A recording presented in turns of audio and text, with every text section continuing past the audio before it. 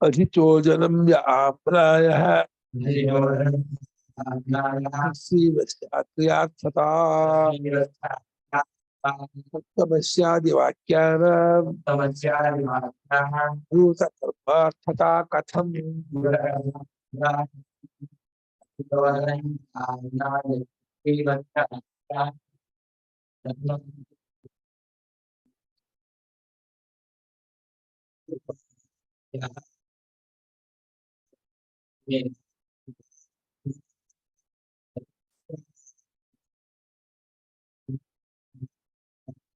यह आम्रायः ಯಾವ ವೇದ ಭಾಗವು ಅಧಿಚೋದನವಾಗಿದೆಯೋ ಅಂದ್ರೆ ಕರ್ಮವನ್ನು ವಿಷಯ ಮಾಡಿಕೊಂಡ ವೇದವಾಕ್ಯವಾಗಿದೆಯೋ ಚೋದನ ಅಂದ್ರೆ ಕರ್ಮದ ತೊಳಸುವಂತಹ ವಾಕ್ಯ ಅಗ್ನಿಹೋತ್ರಾದಿ ವಿಷಯಕವಾಗಿರ್ತಕ್ಕಂತಹ ವೇದ ಭಾಗ ಯಾವುದಿದೆಯೋ ಆ ವೇದ ಭಾಗಕ್ಕೆ ಮಾತ್ರ ಕ್ರಿಯಾರ್ಥತೆಯನ್ನು ಹೇಳಬೇಕು ತಸ್ಸೀವ ಸ್ಯಾತ್ ಕ್ರಿಯಾರ್ಥತೆ ತಸ್ಯ ಕಸ್ಯ ಯಸ್ಯ ವಾಕ್ಯಸ್ಯ ಅಗ್ನಿಹೋತ್ರಾದಿಕಂ ವಿಷಯಃ ಈ ಶಬ್ದ ಪುಲ್ಲಿಂಗ ಯಾವ ವಾಕ್ಯಕ್ಕೆ ಅಗ್ನಿಹೋತ್ರಾದಿ ಮುಂತಾದವುಗಳೇ ವಿಷಯವೋ ತಸ್ಯ ವಾಕ್ಯಸ್ಯ ಕ್ರಿಯಾರ್ಥತಾ ಸ್ಯಾತ್ ಅಗ್ನಿಹೋತ್ರ ದಶಮೂಢಮಾಸ ಚಾತುರ್ಮಾಸ ಪಶುಬಂಧ ಸೋಮಯಾಗಾದಿಗಳನ್ನ ವಿಷಯ ಮಾಡಿಕೊಂಡಂತಹ ಯಾವ ವಾಕ್ಯ ಉಂಟೋ ಆ ವಾಕ್ಯಕ್ಕೆ ಕ್ರಿಯಾರ್ಥತೆಯಲ್ಲಿಯೇ ತಾತ್ಪರ್ಯ ಹೌದು ಅದು ಕ್ರಿಯೆಯನ್ನು ಹೇಳೋದ್ರಲ್ಲಿಯೇ ಪರಿವರ್ತನವಾಗಿದೆ ಅನ್ನೋದ್ರ ಬಗ್ಗೆ ಭಿನ್ನಾಭಿಪ್ರಾಯ ಇಲ್ಲ ಯಾರಿಗೆ ವೇದಾಂತಿಗಳಿಗೂ ಇಲ್ಲ ಅವ್ರಿಗೂ ಇಲ್ಲ ಅವ್ರು ಅಂದ್ರೆ ಹೇಳ್ತಾರೆ ವೇದಾಂತಿಗಳು ಅದನ್ನು ಒಪ್ಕೊಂಡ್ಬಿಟ್ಟಿದ್ದಾರೆ ಆದರೆ ತತ್ವಸ್ಯಾದಿ ವಾಕ್ಯ ಇದೆಯಲ್ಲ ತತ್ವಸ್ಯಾದಿ ವಾಕ್ಯ ಯಾವ್ದು ವಸ್ತು ಸ್ವರೂಪನಿಷ್ಠವಾದ ವಾಕ್ಯ ಕೇವಲ ವಸ್ತು ಪ್ರತಿಪಾದಕವಾದ ವಾಕ್ಯ ಪರಮಾರ್ಥ ತತ್ವವನ್ನು ಪ್ರತಿಪಾದನೆ ಮಾಡುವಂತಹ ವಾಕ್ಯ ಇದೆಯಲ್ಲ ಅಂತಹ ತತ್ವಮಸಿಯ ಮುಂತಾದ ವಾಕ್ಯಗಳಿಗೆ ಕರ್ಮಾರ್ಥತೆಯನ್ನು ಹೇಳ್ತೀನಿ ಅಂತಂದ್ರೆ ಅದೆಂಗೆ ಹೇಳ್ತೀರ ಕಥಂ ಬ್ರೂತ ಕಥಂ ಕರ್ಮಾರ್ಥತ ಬ್ರೂತ ಹೇಗೆ ಅದಕ್ಕೆ ಕರ್ಮಾರ್ಥತೆ ಇದೆ ಏನೊಂದು ಹೇಳ್ತೀರಾ ಹೇಳಿ ನೋಡೋಣ ತಿಳಿಸ್ಕೊಡಿ ನೋಡೋಣ ಅದೇ ಆಗಿರುವೆ ಅಂತ ಹೇಳಿ ಹೋಮ ಮಾಡ್ಬೇಕಾ ಆಗಿರುವೆ ಪಾರಾಯಣ ಮಾಡ್ಬೇಕು ತಿಳ್ಕೊಳ್ಳೋದಷ್ಟೇ ಜ್ಞಾನವಾಕ್ಯವು ಕ್ರಿಯೆಯನ್ನು ಹೇಳೋದೇ ಇಲ್ಲ ಕ್ರಿಯಾವಾಕ್ಯವು ಬರೀ ಜ್ಞಾನವನ್ನು ಹೇಳೋದಿಲ್ಲ ಜ್ಞಾನವನ್ನು ಹೇಳಿದ್ರು ಆ ಜ್ಞಾನ ಕ್ರಿಯೆಗೆ ಅಂಗವಾಗಿ ಇರುತ್ತೆ ಜ್ಞಾನವಾಕ್ಯ ಮಾತ್ರ ತಿಳ್ಕೊಂಡ್ರೆ ಸಾಕು ತತ್ವಮಸಿ ಉಪನಿಷತ್ ವಾಕ್ಯ ವೇದಾಂತ ವಾಕ್ಯ ಇದೆಯಲ್ಲ ಅದರಲ್ಲಿ ವೇದಾಂತವಾಗಿ ಉಪಾಸನಾ ವಾಕ್ಯ ಬಿಟ್ಟು ತಗೋಬೇಕು ಉಪಾಸನಾ ವಾಕ್ಯ ಕ್ರಿಯಾರ್ಥವಾಗಿಯೇ ಇದೆ ಪ್ರಾಣೋಪಾಸನೆ ವೈಶ್ವಾನರೋಪಾಸನೆ ಪಂಚಾಗ್ನಿ ವಿದ್ಯೆ ಮಧು ವಿದ್ಯೆ ಉಪಕೋಶ ಇತ್ಯಾದಿ ಅನೇಕ ಉಪಾಸನೆ ಇದೆಯಲ್ಲ ಆ ವಾಕ್ಯಗಳು ಕ್ರಿಯಾರ್ಥವಾಗಿಯೇ ಇರ್ತಕ್ಕಂಥ ಅದು ಉಪಾಸನೆ ತಾತ್ಪರ್ಯ ಉಳಿದಾಗುತ್ತೆ ಆದರೆ ವಸ್ತುನಿಷ್ಠವಾದ ಪರಮಾರ್ಥ ತತ್ವವನ್ನು ತಿಳಿಸಿಕೊಡುವಂತಹ ವಾಕ್ಯ ಇದೆಯಲ್ಲ ಆ ವಾಕ್ಯಕ್ಕೆ ಕರ್ಮಾರ್ಥತಾ ಕಥಂ ಕರ್ಮಾರ್ಥತ ಅಂದ್ರೆ ಕರ್ಮಕ್ಕೋಸ್ಕರವಾಗಿರ್ತಕ್ಕದ್ದು ಕರ್ಮಣೋಭಾವ ಕರ್ಮಾರ್ಥತಾ ತತ್ ಕಥಂ ಕರ್ಮಕ್ಕಾಗಿರ್ತಕ್ಕದ್ದು ಎಂಬುದನ್ನ ನೀವು ಹೇಗೆ ತಾನೇ ಹೇಳ್ತೀರಾ ಹೆಂಗಾಗತ್ತೆ ಅದಕ್ಕೆ ಯಾವ ಯುಕ್ತಿ ಯಾವ ಪ್ರಮಾಣ ಯಾವ ದೃಷ್ಟಾಂತ ಇದೆ ಯುಕ್ತಿ ಇಲ್ಲ ಪ್ರಮಾಣ ದೃಷ್ಟಾಂತ ಇಲ್ಲ ಅದನ್ನು ಹಾಗರ್ಥ ಮಾಡಬಾರದು ವಾಕ್ಯ ವಸ್ತುನಿಷ್ಠವಾದ ವಾಕ್ಯವನ್ನು ವಸ್ತು ತಿಳಿಸ್ಕೊಡೋದ್ರಲ್ಲಿ ಕೊನೆಗೊಂಡಿದೆ ಈಗ ಅಪಿಚ ಐಕಾತ್ಮ ಪಕ್ಷೇ ಇವ ಅನುಷ್ಠಾರ್ಥ ಕರ್ಮಸು ಭವತ್ಪಕ್ಷೇಪಿ ಪ್ರವೃತ್ತಿ ದುರ್ಲಕ್ಷ್ಯ ಯಾಕಪ್ಪ ಅಂತಂದ್ರೆ ದಯತಃ ಅಂದ್ರೆ ಅನುಷ್ಠಾರ್ಥವಾದ ಕರ್ಮ ಯಾವ ಕರ್ಮ ಅನುಷ್ಠಾರ್ಥವಾಗಿರ್ತಕ್ಕಂಥ ಅಗ್ನಿಹೋತ್ರಾದಿ ಅನುಷ್ಠಾರ್ಥ ಕಣ್ಣಿಗೆ ಕಾಣಲ್ಲ. ಅಷ್ಟೇ ಅಲ್ಲ, ಈ ಜನ್ಮದಲ್ಲಿ ಪಡ್ಕೊಳಕ್ ಹೋಗಲ್ಲ. ಈ ಸ್ವರ್ಗವನ್ನು ಇಲ್ಲೇ ಪಡ್ಕೊತಿದ್ರೆ ಆಗೋದೇ ಇಲ್ಲ. ಅವ್ರು ಹೇಳೋದು ಪುತ್ರ ಪ್ರಾಪ್ತಿಗಾಗಿ, ಐಶ್ವರ್ಯ ಪ್ರಾಪ್ತಿಗಾಗಿ, ಅಥವಾ ಕೀರ್ತಿ ಪ್ರಾಪ್ತಿಗಾಗಿ, ಆರೋಗ್ಯ ಪ್ರಾಪ್ತಿಯಾಗಿರೋ ಕರ್ಮವನ್ನು ಅವರು ಜಾಸ್ತಿ ಕನ್ಸಿಡರ್ ಮಾಡಲ್ಲ. ವರ್ಗಕ್ಕಾಗಿರೋ ಕರ್ಮವನ್ನೇ ಜಾಸ್ತಿ ಅವ್ರು ಹೇಳೋದು. ಅದೃಷ್ಟ ಅರ್ಥ ಯಸ್ಯ ತತ್ ಅದೃಷ್ಟಾರ್ಥಂ ತಸ್ಯ ಭಾವ ಅದೃಷ್ಟಾರ್ಥದ. ಅದು ಅದೃಷ್ಟಾರ್ಥವಾಗಿರುವ ಕರ್ಮ.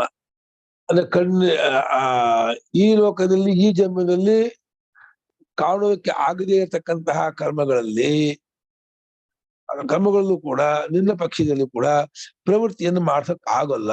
ಏಕಾತ್ಮದಲ್ಲಿ ಹೇಗೆ ಪ್ರವೃತ್ತಿ ದುರ್ಲಕ್ಷ್ಯವೋ, ನಿಮ್ಮ ಪ್ರವೃತ್ತಿ ಅದೃಷ್ಟಾರ್ಥದ ಕರ್ಮದಲ್ಲೂ ಪ್ರವೃತ್ತಿ ಮಾಡಕ್ಕಾಗಲ್ಲ. ಇದು ಬೋಲ್ಡ್ ಸ್ಟೆಪ್.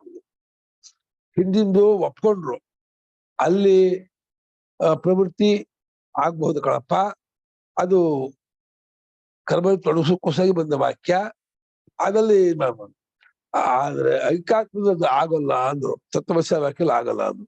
ಈಗ ಅಂತಿದ್ದಾರೆ, ಐಕಾತ್ಮ್ಯದ ವಿಷಯದಲ್ಲಿ ಹೇಗೆ ಪ್ರವೃತ್ತಿ ಇಲ್ಲವೋ, ಅದೃಷ್ಟಾರ್ಥಕ್ಕೆ ಕರ್ಮದಲ್ಲೂ ನಿನ್ನ ಪಕ್ಷದ ಪ್ರಕಾರ ಪ್ರವೃತ್ತಿಯನ್ನ ಕಾಣಕ್ ಆಗೋಲ್ಲ ಅಂತ ಅಂತಾರೆ. ಹಾಗೆ ಅಂದ್ರೆ ಅದೃಷ್ಟಾರ್ಥಕ್ಕಾಗಿರುವ ಕರ್ಮದಲ್ಲಿ ಪ್ರವೃತ್ತಿ ಉಂಟಾಗ್ಬೇಕಾದ್ರೆ ಅಜ್ಞಾನಿತ್ವ ಇರ್ಬೇಕು. ಅಜ್ಞಾನಿತ್ವ ಇಲ್ಲದೆ ಹೋದ್ರೆ ಅದೃಷ್ಟಾರ್ಥದ ಕರ್ಮದಲ್ಲಿ ತೊಡಸೋಕ್ ಆಗೋಲ್ಲ. ಅದೃಷ್ಟಿದ್ದಾರೆ ಅವರು. ಯಾರಿಗೆ ದೇಹಾದಿಗಳಿಗಿಂತ ವ್ಯತಿರಿಕ್ತನಾಗಿರ್ತಕ್ಕಂತಹ ಆತ್ಮ ಪರಿಚಯ ಇದೆಯೋ ಅವ್ರ ಹತ್ರ ಅದೃಷ್ಟ ಪ್ರಯೋಜನಕ್ಕಾಗಿ ಕರ್ಮ ಮಾಡ್ಸೋಕ್ ಆಗೋಲ್ಲ. ಯಾರು ದೇಹಾದಿಗಳನ್ನೇ ನಾನು ಮಾಡ್ಕೊಂಡಿದ್ದು ಈ ಸದ್ಯಕ್ಕೆ, ಅವನಿಗೆ ನಾನು ಜನ್ಮಾಂತಕ್ಕೂ ಲೋಕಾಂತಕ್ಕೂ ಸಂಬಂಧ ಮಾಡ್ಕೊಂಡೋದವನು ಅಂತೇಳಿ ನಂಬಿಕೆ ಇರ್ಬೇಕು. ಅದು ಅನುಭವ ಅಲ್ಲ, ಅದ ವಸ್ತುದಂತ ಜ್ಞಾನ ಅಲ್ಲ. ಶಾಸ್ತ್ರ ಒಪ್ಕೊಂಡ ಅದೇ ಪೂರ್ತಿ ದೇಹಾತ್ಮವಾದಿ ಇದೆಯಲ್ಲ ಚಾರ್ವಾಕ, ಅವನು ಅಗ್ನಿಹೋತ್ರಾದಿಗಳು ಮಾಡಲ್ಲ. ಚಾರ್ವಾಕ ದೇಹ ಅಷ್ಟೇ ಆತ್ಮ ಕಂಡ್ಕೊಂಡವನು ಅಗ್ನಿಹೋತ್ರ ಮಾಡಲ್ಲ. ಪೂರ್ತಿ ದೇಹಾದಿಗಿಂತ ವ್ಯತಿರಿಕ್ತನಾದವನು ನಾನು ಬೇರೆ ಕಂಡ್ಕೊಂಡ ಜ್ಞಾನಿಯೂ ಮಾಡಲ್ಲ. ಯಾರು ಮಾಡ್ತಾನೆ? ಅದೃಷ್ಟವಾದ ಲೋಕವನ್ನ ನಂಬ್ಕೊಂಡು ಒಪ್ಕೊಂಡು, ತಾನು ಈ ದೇಹೇಂದ್ರಿಯಗಳ ಮುಂದೆ ಬೇರೆ ಏನದನ್ನ ನಂಬ್ಕೊಂಡು, ಅದು ಅನುಭವ ಇಲ್ಲ, ಶಾಸ್ತ್ರ ನಂಬ್ಕೊಂಡು. ಭ್ರಾಂತಿ ದೇಹಾದಿಗಳಿಗೆ ನಾನು ಅನ್ನೋ ಜ್ಞಾನ ಗೌಣ ಜ್ಞಾನ ಅಲ್ಲ. ಇವಾಗ ಹೆಂಡತಿ ಮಕ್ಕಳನ್ನ ನಾನು ಅಂದ್ಕೊಳ್ಳೋದು ಗೌಣ ಜ್ಞಾನ. ಯಾಕೆ ಹೇಳೋ? ಇದು ಗೌಣ ಜ್ಞಾನಕ್ಕೆ ಮುಖ್ಯ ಜ್ಞಾನ ಒಂದಿರ್ಬೇಕು. ಹೆಂಡತಿ ಮಕ್ಕಳನ್ನ ನಾನು ಅಂದ್ಕೊಳ್ಳೋದಕ್ಕೆ ಇದು ನಾನು ಮುಖ್ಯ ಜ್ಞಾನ ಇದೆ, ಹಾಗಾಗಿ ಹೆಂಡತಿ ಮಕ್ಕಳನ್ನ ಜ್ಞಾನ ನಾನು ಅನ್ನೋದು ಗೌಣ ಜ್ಞಾನ. ದೇಹೇಂದ್ರಿಯಗಳ ಬುದ್ಧಿ ನಾನು ಅನ್ನೋದು ಗೌಣ ಜ್ಞಾನ ಅಂತಿದೆ. ಮುಖ್ಯ ಜ್ಞಾನ ಎಲ್ಲಿದೆ? ಮುಖ್ಯ ಜ್ಞಾನವಿಲ್ಲದೆ ಗೌಣ ಜ್ಞಾನ ಬರಲ್ಲ. ಸಿಂಹ ದೇವದತ್ತ ಗೌಣ ಜ್ಞಾನಕ್ಕೆ ಮುಖ್ಯ ಸಿಂಹ ಕಾಣಲಿರ್ಬೇಕು ಅಲ್ವಾ? ಅಗ್ನಿ ಮಾಡಬೇಕ ಗೌಣ, ಯಾಕೆ ಮುಖ್ಯ ಅಗ್ನಿ ಕಂಡಿದೆ. ಹಾಗೆ ದೇಹೇಂದ್ರಿಯ ಮನೋ ಬುದ್ಧಿಯಲ್ಲಿ ನಾನು ಅನ್ನೋ ಜ್ಞಾನ ಗೌಣ ಜ್ಞಾನವ ಮಿಥ್ಯಾ ಜ್ಞಾನವ?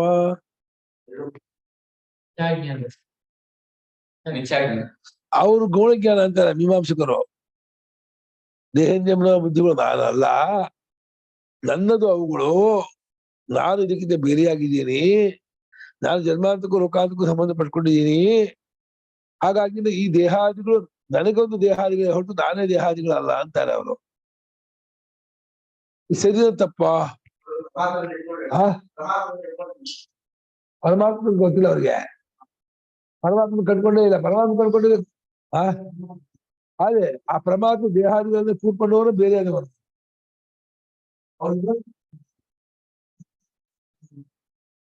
ಅವನಿರೋದ್ರಿಂದ ದೇಹಾದಿಗಳಿಂದ ಅವನು ಅನ್ಯೋನ್ಯಾಶ್ರಯ ಇದೆ. ದೇಹಾದಿಗಳಿಂದ ಅವನು ತೋರಿಸುವ ಪರಮಾತ್ಮವನ್ನ. ದೇಹೇಂದ್ರಿಯ ಮನೋ ಬುದ್ಧಿ ಪ್ರಾಣ ಇಲ್ಲ, ಪರಮಾತ್ಮವನ್ನ. ಆಗೈತಲ್ಲ? ದೇಹೇಂದ್ರಿಯ ಮನೋ ಬುದ್ಧಿ ಪ್ರಾಣವನ್ನ ಬಿಟ್ಟು ಪರಮಾತ್ಮ ತೋರ್ಸಕ್ಕಾಗಲ್ಲ. ಪರಮಾತ್ಮ ಅರಿವು ರೂಪದ ಆತ್ಮ ಬಿಟ್ಟು ಇವುಗಳನ್ನು ತೋರ್ಸಕ್ಕಾಗಲ್ಲ. ಇದು ಹೇಗೆ ಅಂದ್ರೆ ಉಪ್ಪಿನಕಾಯಲ್ಲಿ ಉಪ್ಪು ಖಾರ ಊರ್ಕೊಂಡಂಗೆನೆ ದೇಹೇಂದ್ರಿಯ ಮನೋ ಬುದ್ಧಿ ನಾನೇ ದೇಹೇಂದ್ರಿಯ ಮನೋ ಬುದ್ಧಿ. ಅಷ್ಟರ ಮಟ್ಟಿಗೆ ಏಕಾತ್ಮ ಭಾವ ಇದೆ. ನನ್ನ ಕೈ ತಂದ್ಬಹುದು, ನನ್ನ ಕೈ, ನನ್ನ ಕಣ್ಣು, ನನ್ನ ಕಿವಿ ತಂದ್ರು ನಾನೇ ಅದು. ಇವ ನಿನ್ನ ಕೈ ಅದೇ ನೀನ್ ಅಲ್ವಲ್ಲಪ್ಪ, ಅದ್ರ ಕೈ ಕಡಿತೀನಿ ಒಪ್ಕೊಳ್ತಾನೋ? ಹೇ ಬೇಡ. ಇವಾಗ ನನ್ನ ಪುಸ್ತಕ ನೀನು ಒಲೆ ಹಾಕ್ತೀನಿ ಹಾಕೋ, ನಂಗೇನಾಗಲ್ಲ ಅಂತಾನೆ. ಹಾಗೆ ನಿನ್ನ ಕೈ ಆಮೇಲೆ ಕೈ ಕಡಿತೀನಿ ಬಿಡಲ್ಲ, ಜಿಗಟಕ್ಕೂ ಬಿಡಲ್ಲ ಅವನು. ಯಾಕೆ? ನಂಗೆ ನೋವಾಗತ್ತೆ ಅಂತ. ಏನಾಯ್ತು? ದೇಹಾದಿಗಳೇ ನಾನೆಂಬ ಜ್ಞಾನ ಇಚ್ಛಾಜ್ಞಾನ ಭ್ರಾಂತಿ ಜ್ಞಾನವೇ ಹೊರತು ಗೌಣ ಜ್ಞಾನ ಅಲ್ಲ. ಮಗನನ್ನ ನಾನು ಅನ್ಕೋತಾನೆ, ಮಗ ಅಂದ್ಮೇಲೆ ನಾನ್ ಬೇರೆ ಎಲ್ಲ ಕಣ್ರಿ, ನಾನೇ ಮಗ ಅಂತಂದ್ರೆ ಹೆಂಡತಿ ಬೇರೆ ಇಲ್ಲ, ನಾನಲ್ಲ, ನಾನೇ ಹೆಂಡತಿ ಅಂತ ವಿಷಯಕ್ಕೂ ನಾನೇ ಅಂತ ಬರ್ಬೋದು. ಆ ನಾನೇನೋದು ಯಾವ ನಾನದೋ ಗೌಣವಾದ ನಾನಂತ. ಯಾಕೆ ಹೇಳೋ? ನನ್ಗೆ ಗೊತ್ತಿದೆ. ಅದು ದೇಹದ ಮನೋ ಬುದ್ಧಿ ನಾನು ಗೌಣ ಅಂತಂದ್ರೆ ಇನ್ನೊಂದು ನಾನು ಗೊತ್ತಿರ್ಬೇಕು. ಅವಾಗ ಈ ನಾನು ಗೌಣ ಜ್ಞಾನ ಆಗುತ್ತೆ. ಇನ್ನೊಂದು ನಾನು ನಮ್ಗೆ ಗೊತ್ತೇ ಇಲ್ಲ. ಇವುಗಳಿಂದ ಕೂಡಿಕೊಂಡ ನಾನೇ ಹೊರತು ಇದು ಬೇರೆ ನಾನೇ ಗೊತ್ತ. ನಂಬಿಕೆ ಇದೆ, ಶಾಸ್ತ್ರವಾಕ್ಯದಲ್ಲಿ ನಂಬಿಕೆ ಇರೋದ್ರಿಂದ ಅವರು ಜನ್ಮಾಂತರ ಲೋಕಾಂತರ ಮಾಡ್ಕೊಂಡಿದೀವಿ. ಆದ್ರಿಂದ ನನಗೊಂದು ದೇಹೇಂದ್ರಿಯ ಮನೋಬುದ್ಧಿ ಹೊರತು ನಾನು ದೇಹೇಂದ್ರಿಯ ಮನೋಬುದ್ಧಿ ಅಲ್ಲ ಅಂತಾರೆ. ಆದರೆ ಅವ್ರು ಏನೇ ಹೇಳಿದ್ರು ಅವನು ಹಾವಲ್ಲಿ ಹಾರ್ತಾನೆ ಹೊರತು ಮಿಥ್ಯಾಜ್ಞಾನ ಇದೆಯೋ ದೇಹಾದಿಗಳಲ್ಲಿ, ಗೋಳುಗಳ ಅಲ್ಲ. ಇಲ್ಲಿ ನೋಡಿ, ಹೇಳ್ತಾರೆ ಅದೃಷ್ಟಕ್ಕೋಸ್ಕರವಾಗಿರ್ತಕ್ಕಂತಹ ಅಗ್ನಿಹೋತ್ರಾದಿ ಕರ್ಮದಲ್ಲೂ ಕೂಡ ಪ್ರವೃತ್ತಿಯನ್ನು ಮಾಡ್ಸೋಕ್ ಆಗಲ್ಲ ಕಣೋ. ನೋಡು, ಮೊದಲನೇ ವಾಕ್ಯ ಏನೋ, ಹಿಂದಿನ ವಾಕ್ಯದಲ್ಲಿ ಸಪ್ತಮಸ್ಯಾದಿ ವಾಕ್ಯದಲ್ಲಿ ಕ್ರಿಯೆ ತೋರ್ಸೋಕಾಗಲ್ಲ, ಕರ್ಮಕಾಂಡ ವಾಕ್ಯದಲ್ಲಿ ಕ್ರಿಯೆ ತೋರಿಸಬಹುದು, ಅಲ್ಲಿ ಕ್ರಿಯೆ ಉಂಟು, ಇಲ್ಲಿ ಕ್ರಿಯೆ ಇಲ್ಲ ಅಂತ. ಇವಾಗ ಹೇಳ್ತಿದ್ದಾರೆ ಅದೃಷ್ಟಾರ್ಥಕ್ಕಾಗಿರುವ ಕರ್ಮದಲ್ಲೂ ಆತ್ಮನಿಗೆ ಪ್ರವೃತ್ತಿಯನ್ನ ಕರ್ಮವನ್ನ ನಿನ್ಗೆ ಉಂಟು ಮಾಡಕ್ಕಾಗಲ್ಲ. ಐಕಾತ್ಮ ಪಕ್ಷದಲ್ಲಿ ಹೇಗೆ ಕರ್ಮವಿಲ್ಲವೋ ಯಾರಿಗೆ? ಆತ್ಮನಿಗೆ. ಆತ್ಮನೊಬ್ಬನೇ ಇರ್ತಕ್ಕವನು ಅಂತ ಹೇಳಿ ಕಂಡುಕೊಂಡಂತಹ ಐಕಾತ್ಮ ಪಕ್ಷದಲ್ಲಿ ಯಾವ ರೀತಿ ಕರ್ಮವಿಲ್ಲವೋ, ಅದು ಕರ್ಮ ಸಂಬಂಧವಿಲ್ಲವೋ, ಅದೃಷ್ಟಕ್ಕಾಗಿರ್ತಕ್ಕಂತಹ ಕರ್ಮದಲ್ಲೂ ಪ್ರವೃತ್ತಿ ಇಲ್ಲ, ಅದನ್ನು ಕಾಣಕ್ಕಾಗಲ್ಲ ಅಂತ ಇದ್ದಾರೆ. ಏನ್ರಿ ಹಿಂಗಂತಿರಲ್ಲ? ತೊಡಗ್ತಾ ಇದ್ದಾರಲ್ರಿ ಅಗ್ನಿಹೋತ್ರಾದಿ ಕರ್ಮದಲ್ಲಿ, ಅದೇ ಭ್ರಾಂತಿ ಇದ್ದ ಇದ್ದಾರೆ. ಭ್ರಾಂತಿಯಿಂದ ತೊಡಗ್ತಾ ಇದ್ದಾರೋ ತೊಡಗಿದ್ದಾರೇನೋ ಭ್ರಾಂತಿಯೋ ಅಷ್ಟೇ. ಅದು ವೇದ ಪ್ರದೀಪಾದಿಗಳು ಯಜ್ಞಾದಿಯಿಂದ ಅಗ್ನಿಹೋತ್ರಾದಿ ಮಾಡ್ತಿದಾರೋ ಅವ್ರು ಅಗ್ನಿಹೋತ್ರಾದಿ ಮಾಡ್ತಾ ಇದ್ದಾರೆ ಏನೋ ಭ್ರಾಂತಿಯೋ. ಯಾರಿಗೂ ಯಾವ ಕರ್ಮವನ್ನು ಲೌಕಿಕ ಕರ್ಮವನ್ನು ಮಾಡಕ್ಕಾಗಲ್ಲ. ನಮಗೆ ಸಂಧ್ಯಾ ವಂದನೆ ಮಾಡಕ್ಕಾಗಲ್ಲ, ತೋಟಕ್ಕೆ ಹೋಗಕ್ಕಾಗಲ್ಲ, ಬಿಸ್ನೆಸ್ ಮಾಡಕ್ಕಾಗಲ್ಲ, ಯಾವ ಕರ್ಮನೂ ಮಾಡಕ್ಕಾಗಲ್ಲ. ಯಾಕೆಂದ್ರೆ ಸ್ವರೂಪದಲ್ಲಿ ಕ್ರಿಯೆ ಇಲ್ಲ, ಸ್ವರೂಪ ಸ್ವಭಾವದಲ್ಲಿ ಕ್ರಿಯೆ ಇಲ್ಲ. ಕ್ರಿಯೆ ಇಲ್ಲದ್ದಾದರೂ ನಾನು ಕ್ರಿಯೆ ಮಾಡ್ತಾ ಇದ್ದೀನಿ ಅಂತ ಅಂದ್ಕೊಂಡ್ರೆ ಅಜ್ಞಾನದಿಂದ ಕ್ರಿಯೆ ಮಾಡ್ಕೊಳ್ತಾ ಇದ್ದೀನಿ ಅಂತ ಒಂದು ಉತ್ತರ. ಆದ್ರೆ ಕ್ರಿಯೆ ಮಾಡ್ತಾ ಇದ್ದೀನಿ ಅನ್ನೋದೇ ಅಜ್ಞಾನ ನಿಜವಾದ ಉತ್ತರ. ಅಂದ್ರೆ ಅರ್ಥ ಏನೋ, ಯಾರಿಗೂ ಯಾವಾಗ್ಲೂ ಯಾವ ಕ್ರಿಯೆಯನ್ನು ಮಾಡಕ್ಕಾಗೋದೇ ಇಲ್ಲ, ಮಾಡ್ತಾನೆ ಇಲ್ಲ, ಮಾಡುವುದೇ ಇಲ್ಲ. ವಸ್ತು ಸ್ವಭಾವ ಬದಲಾವಣೆ ಆಗಲ್ಲ. ಜ್ಞಾನಿಗೊಂದು ಅಜ್ಞಾನಿಗೊಂದು ಇರಲ್ಲ ವಸ್ತು ಸ್ವಭಾವ. ವಸ್ತು ಸ್ವಭಾವ ಏನಿದೆಯೋ ಅದನ್ನು ಕಟ್ಕೊಂಡವನಿಗೆ ಜ್ಞಾನಿ ಅಂತ ಅನ್ಬೇಕೇ ಹೊರತು ಜ್ಞಾನಿಗಳಿಗೆ ಕರ್ಮವಿಲ್ಲ, ಅಜ್ಞಾನಿಗಳಿಗೆ ಕರ್ಮ ಉಂಟು ಅನ್ನೋದು ಅದು ಸುಮ್ಮನೆ ಫಸ್ಟ್ ಇಯರ್ ಪ್ರಪಂಚ ಚಿಕಿತ್ಸೆ ಹೇಳೋದೇ ಹೊರತು ಯಾರಿಗೂ ಕರ್ಮ ಇಲ್ಲ, ಕರ್ಮ ಹೊಂದೋದೇ ಬರೋದೇ ಇಲ್ಲ. ಏಕಾತ್ಮ ಪಕ್ಷ ಅಂದ್ರೆ ಐಕಾತ್ಮ ದೃಷ್ಟಿ ಅಂತ. ಏಕಾತ್ಮ ದೃಷ್ಟಿಯಲ್ಲಿ ಹೇಗೆ ಕರ್ಮ ಹೊಂದಲ್ವೋ ಅಧಿಷ್ಠಾರ್ಥಕ್ಕಾಗಿರೋ ಕರ್ಮದಲ್ಲೂ ಪ್ರವೃತ್ತಿ ಹೊಂದಲ್ಲ, ಕರ್ಮ ಹೊಂದಲ್ಲ ಕಣೋ. ಅಲ್ಲೂ ಪ್ರವೃತ್ತಿಯನ್ನು ತೋರ್ಸೋಕ್ಕಾಗಲ್ಲ. ಇವಾಗ ಜೈಮಿನಿಗಳನ್ನೇ ವ್ಯಕ್ತಿಯಿಂದ ಇಟ್ಕೊಂಡು ಅಲ್ಲಿಂದ ಖಂಡನೆ ಮಾಡ್ತಿದ್ದಾರೆ. ಹೇಗೆ? ಸ್ವರ್ಗಂ ಜಿಯಾಸು ಜುಹುಯಾತ್ ಅಗ್ನಿಹೋತ್ರಂ ಯಥಾ ವಿಧಿ ತಸ್ಯೈವಂ ಜೈಮಿನೇ ಕಥಂ.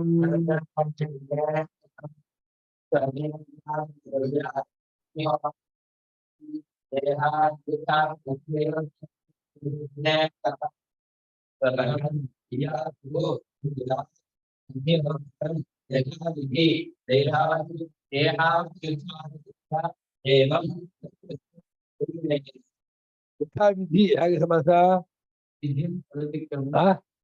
ಅನತಿಕ್ರಮ್ಯ ಯಸ್ಮಿನ್ ಕರ್ಮಣಿ ತದ್ಯಥಾ ತದ್ಯಥಾ. ಅದು ವಿಧಿ ಅನತಿಕ್ರಮ, ವಿಧಿಯನ್ನು ಮೀರದೆ. ವಿಧಿಯನ್ನು ಮೀರದೆ ಅಂದ್ರೆ ಏನ್ ವಿಧಿ? ವಿಧಿಯಿಂದ ಲಿಂಗೋತ್ಸವ್ಯ, ಲಿಂಗೋತ್ಸವ್ಯವೇ ವಿಧಿ. ಮತ್ತು ಕಿಂಕೇನ ಕಸ ಬರೋದು ಅದಕ್ಕೆ ಭಾಗ ಸೇರ್ಕೊಂಡದ್ದು. ಹಾಗೆ ಶಾಸ್ತ್ರದಲ್ಲಿ ಹೇಳಿರುವ ಹಾಗೆ ಸ್ವರ್ಗವನ್ನ ಹೋಗಬೇಕು ಅಂತ ಅಂದ್ಕೊಂಡವನು ಜಿಯಾಸು, ಯಾತು ಮಿಚ್ಚು ಜಿಯಾಸು, ಯಾ ಪ್ರಾಪಣೆ ಧಾತು. ಸ್ವರ್ಗವನ್ನು ಹೊಂದಬೇಕು ಅಂತ ಅಂದ್ಕೊಂಡಂತ ಜ್ಞಾನಿಯು ಶಾಸ್ತ್ರದ ಹೇಳಿದ ರೀತಿಯಿಂದ ಅಗ್ನಿಹೋತ್ರವನ್ನು ಹೋಮ ಮಾಡಬೇಕು ಅಂತ ನೀವು ಹೇಳ್ತಿದ್ದೀರಾ ಅಲ್ವಾ? ಇಷ್ಟು ಅವರ ಅನುವಾದ. ಯಾರ್ದೋ? ಮೀಮಾಂಸಕ ಅನುವಾದ. ಅದ ಮೇಲೆ ಹೇಳ್ತಿದ್ದಾರೆ, ಅಲ್ಲಯ್ಯ ದೇಹಾದಿಗಳನ್ನ ಬಿಟ್ಟವನು, ದೇಹಾದಿಗಳ ಸಂಬಂಧವಿಲ್ಲದವನು ಯಾರೋ ಅಲ್ಲ ಹೋಗಿ ಅಗ್ನಿಹೋತ್ರಾದಿ ಮಾಡ್ತೀನಿ ಅಂತ ಅಂದ್ಕೊಳ್ತಾ ಇರೋನು. ಅಗ್ನಿಹೋತ್ರಾದಿಗಳು ಮಾಡ್ಕೊಳ್ತೀನಿ ಅಂತ ಯಾವ ಆತ್ಮನಿದ್ದಾನೆ, ಮಾಡ್ಕೊಳ್ತೀನಿ ಅಂದ್ಕೊಂಡು ಆತ್ಮನೆಂಬುವನಿದ್ದಾನೆ, ಆ ಆತ್ಮನು ದೇಹಾದಿಗಳಿಂದ ಬಿಟ್ಟದ್ದವನು, ದೇಹಾದಿಗಳ ಸಂಬಂಧವನ್ನ ಕಲ್ಸ್ಕೊಂಡವನು, ಕಲ್ಚಲ್ಪಟ್ಟವನು, ವಿಸ್ಥಾಪಿತ ನಿಜಂತಾಕ್ತ. ಶ್ರುತಿಯಿಂದಲೂ ಶಾಸ್ತ್ರವಾಕ್ಯದಿಂದಲೂ ಗುರುವಾಕ್ಯದಿಂದಲೂ ದೇಹಾದಿಗಳಿಂದ ನಿನ್ ವಿಸ್ಥಾಪಿತನಾಗಿದೆಯಾ, ಬಿಡಿಸಲ್ಪಟ್ಟವನಾಗಿದೆಯಾ. ಈ ದೇಹಾದಿಗಳಿಂದ ಕೂಡ್ಕೊಂಡವನಲ್ಲ ಅಂತ ತಿಳಿಸಲ್ಪಟ್ಟವನಾಗಿದೆಯಾ ನೀನು. ಆಗಿರುವಂತಹ ನಿನಗೆ ಕರ್ತೃತ್ವ ಹೆಂಗ್ತಾನೆ ಬರುತ್ತೆ ಹೇಳೋ? ಜೈಮಿನಿಯೇ ಇರಬಹುದು, ಹೆಂಗ್ತಾನೆ ಕರ್ತೃತ್ವವನ್ನು ಅವನು ಪಡೆದಾನು? ಅಂತ ಜೈಮಿನಿಗೆ, ದೇಹಾದಿಗಳಿಂದ ತನ್ನನ್ನ ಬೇರ್ಪಡಿಸಿಕೊಂಡಂತಹ ಜೈಮಿನಿಗೆ ಕರ್ತೃತ್ವ ಹೇಗ್ತಾನೆ ಬರುತ್ತೆ ಹೇಳಿ ನೋಡೋಣ. ದೇಹಾದಿಗಳಿಂದ ಕೂಡಿಕೊಂಡಾಗ ಕರ್ತೃತ್ವ ಇರುತ್ತೆ ಅಂತ ಇದೊಂದು ಒಂದು ಹಂತದ ಉಪದೇಶ ಇದು.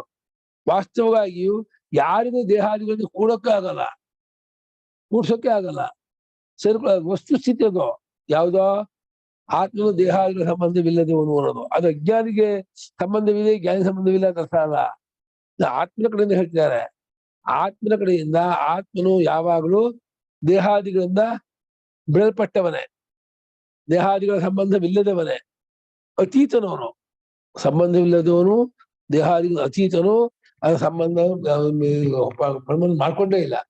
ಅಂತ ಆತ್ಮನಿಗೆ ಎಂತ ಕರ್ತೃತ್ವವನ್ನು ತಗೊಂಡ್ಬರ್ತಿರ್ರೆ? ಜೈಮಿನಿಯೇ ಇರ್ಬೋದು ಸರ್. ಅಂತ ಜೈಮಿನಿಯು ಹೇಗೆ ತಾನೇ ಕರ್ತೃತ್ವವನ್ನು ಪ್ರೇರಿಸಿಯಾನು? ಕಥಂ ಜೈಮಿನಿ ಕರ್ತೃತ್ವ ಪ್ರೇರ್ಯತೆ ಅಂತ. ಜೈಮಿನಿ ಯದ್ಯಪಿ ಜೈಮಿನಿ ಸರ್ವಶಾಸ್ತ್ರವಿತ್ ತಥಾಪಿ ಈದೃಶಸ್ಯ ಆತ್ಮನಃ ಕರ್ತೃತ್ವ ಕಥಂ ಸ್ವಪಿ ಪ್ರೇರಯೇತ್, ಕಥಂ ವಾ ಸಹ ಪ್ರೇರಯತಿ. ಆತ್ಮನ ಸ್ವಭಾವವೇ ಕರ್ತೃತ್ವವಿಲ್ಲದೆ ಇರೋದು, ಮಾಡುವುದು ಇಲ್ಲದೆ ಇರೋದು. ಅಂಥ ಸ್ವಭಾವಕ್ಕೆ ಕರ್ಮ ಸಂಬಂಧವನ್ನ ಜೈಮಿನಿ ಆದವರಾದ್ರೂ ಸರಿ ಎಂತ ಸಂಬಂಧ ಪಡಿಸಕ್ಕಾಗತ್ತೆ? ಹಾಗಾಗಿ ಸುರೇಶ್ವರಾಚಾರ್ಯರ ವಾಕ್ಯ ಒಂದು ಹಂತದಲ್ಲಿ ಅಜ್ಞಾನಿಗಳಿಗೆ ಕರ್ಮ, ಜ್ಞಾನಿಗಳಿಗೆ ಕರ್ಮವಿಲ್ಲ ಅಂತ ಹೇಳ್ತಾ ಇರುವಂತಹ ಕೇಳಿಸ್ತಾ ಇಲ್ವಾ? ಕೇಳಿಸ್ತಾ ಇಲ್ವಾ ಅಂತಗಳ? ಕೇಳಿಸ್ತಾ ಇದೆಯಾ? ಕೇಳಿಸ್ತಾ ಇದೆಯಾ? ಓಕೆ. ಇದು ಫಸ್ಟ್ ಏಡ್ ಅಂತಲ್ಲ ಇಂಗ್ಲಿಷ್ ಪ್ರಥಮ ಚಿಕಿತ್ಸೆ. ಯಾವುದೋ ಅಜ್ಞಾನಿಗಳಿಗೆ ಕರ್ಮ, ದೇಹಾದಿಗಳಲ್ಲಿ ಅಭಿಮಾನ ಪಟ್ಕೊಂಡವನಿಗೆ ಕರ್ಮ ಅಂತ ಇದನ್ನ ಇಟ್ಕೊಂಡು ಜ್ಞಾನಿಗೆ ಕರ್ಮವಿಲ್ಲ ಅಂತ ಹೇಳ್ಬೋದು. ಆ ವಾಕ್ಯಕ್ಕೆ, ಕರ್ಮವನ್ನ ತತ್ವಮಸಿಯಾದ ವಾಕ್ಯಕ್ಕೆ ಕರ್ಮಾರ್ಥತೆಯನ್ನು ಮಾಡಕ್ ಬರೋಲ್ಲ ಅಂತಂದ್ರು. ಈಗ ಹೇಳ್ತಿದ್ದಾರೆ ಕರ್ಮ ಅನ್ನೋದು ಆತ್ಮ ಸ್ವಭಾವಕ್ಕೆ ಸಂಬಂಧಪಟ್ಟಿಲ್ಲ, ಸೇರಿದ್ದಲ್ಲ. ಆತ್ಮನು ನಿತ್ಯವಾಗಿ ಕರ್ಮ ಅತೀತನು. ಅವನು ಜ್ಞಾನಿ ಆಗಿರ್ಲಿ ಅಜ್ಞಾನಿ ಆಗಿರ್ಲಿ, ಅಜ್ಞಾನಿ ಆಗಿದ್ರೆ ಮಾತ್ರ ಆತ್ಮ ಕರ್ಮ ಮಾಡ್ಬಿಡಲ್ಲ. ಜ್ಞಾನಿಯಾದ ಆತ್ಮ ಕರ್ಮ ಮೀರಿರುತ್ತೆ, ಅಜ್ಞಾನಿ ಆತ್ಮ ಕರ್ಮದೊಡನೆ ಕೂಡ್ಕೊಂಡಿರುತ್ತೆ ಅಂತ ಹಾಗೆ ಎರಡು ಆತ್ಮ ಇಲ್ಲ. ಆತ್ಮನ ಕಡೆಯಿಂದ ಆತ್ಮ ಸ್ವಭಾವ ಹೇಗೆ ಆಕಾಶ ಎಲ್ಲಾ ಕಡೆಯಲ್ಲೂ ಯಾವಾಗಲೂ ಅಸಂಗವೆಯೋ, ಆಕಾಶಕ್ಕೂ ಕಾರಣನಾದ ಆಕಾಶಾದಿಗಳನ್ನು ಬೆಳಗುತ್ತಿರುವ ಚಿನ್ಮಾತ್ರನಾದ ಆತ್ಮನು ಯಾವಾಗಲೂ ಯಾವ ಕರ್ಮದೊಡನೆಯೂ ಸಂಬಂಧ ಪಟ್ಕೊಂಡಿಲ್ಲ. ಅವನು ಕರ್ಮ ಸಂಬಂಧ ಅತೀತನು. ಇಂಥ ದೇಹಾದಿಯಿಂದ ಬಿಟ್ಟೆಬ್ಬಿಸಲ್ಪಟ್ಟವನಾದ ಆತ್ಮನನ್ನ ಯಾವ ರೀತಿ ಜೈಮಿನಿ ಆದರೂ ಸರಿ ಕರ್ಮದಿಂದ ಅವನನ್ನ ಕೂಡಿಸಿಯಾನು, ಪ್ರೇರಿಸಿಯಾನು, ಕರ್ಮದೊಡನೆ ಅವನನ್ನು ಕೂಡಿಸಿಯಾನು. ಅದ್ರ ಕರ್ಮದಲ್ಲಿ ಅವನನ್ನ ಪ್ರೇರಿಸಿಯಾನು. ಇದು ಆಕ್ಷೇಪಾರ್ಥ. ಇದು ಕಥಂ ಜೈಮಿನಿ ಕರ್ತೃತ್ವ ಪ್ರೇರೇತ್, ಹೇಗ್ತಾನೆ ಇಂಥ ಆತ್ಮನಿಗೆ ಕರ್ತೃತ್ವವನ್ನು ಜೈಮಿನಿ ಪ್ರೇರಿಸಿಯಾನು. ಈ ಆತ್ಮನಿಗೆ ಕರ್ತೃತ್ವವನ್ನು ಜೈಮಿನಿಗಾದ್ರೂ ಹೇಗ್ತಾನೆ ಮಾಡಕ್ಕಾಗತ್ತೆ. ಅವನ್ ಜೈಮಿನಿ ಇರ್ಬೋದು ಸಾರ್, ಇವನ್ ಪರಮೇಶ್ವರ ಇರ್ಬೋದು ಕೈಲಾಸವಾಸಿ, ಅಥವಾ ವೈಕುಂಠದ ವಿಷ್ಣು ನಾರಾಯಣ ಇರ್ಬೋದು, ಅಥವಾ ಸತ್ಯಲೋಕದ ಬ್ರಹ್ಮ ಇರ್ಬೋದು, ಅವನಿಗೂ ಆತ್ಮನಿಗೆ ಕರ್ತೃತ್ವವನ್ನು ಮಾಡಕ್ಕಾಗಲ್ಲ.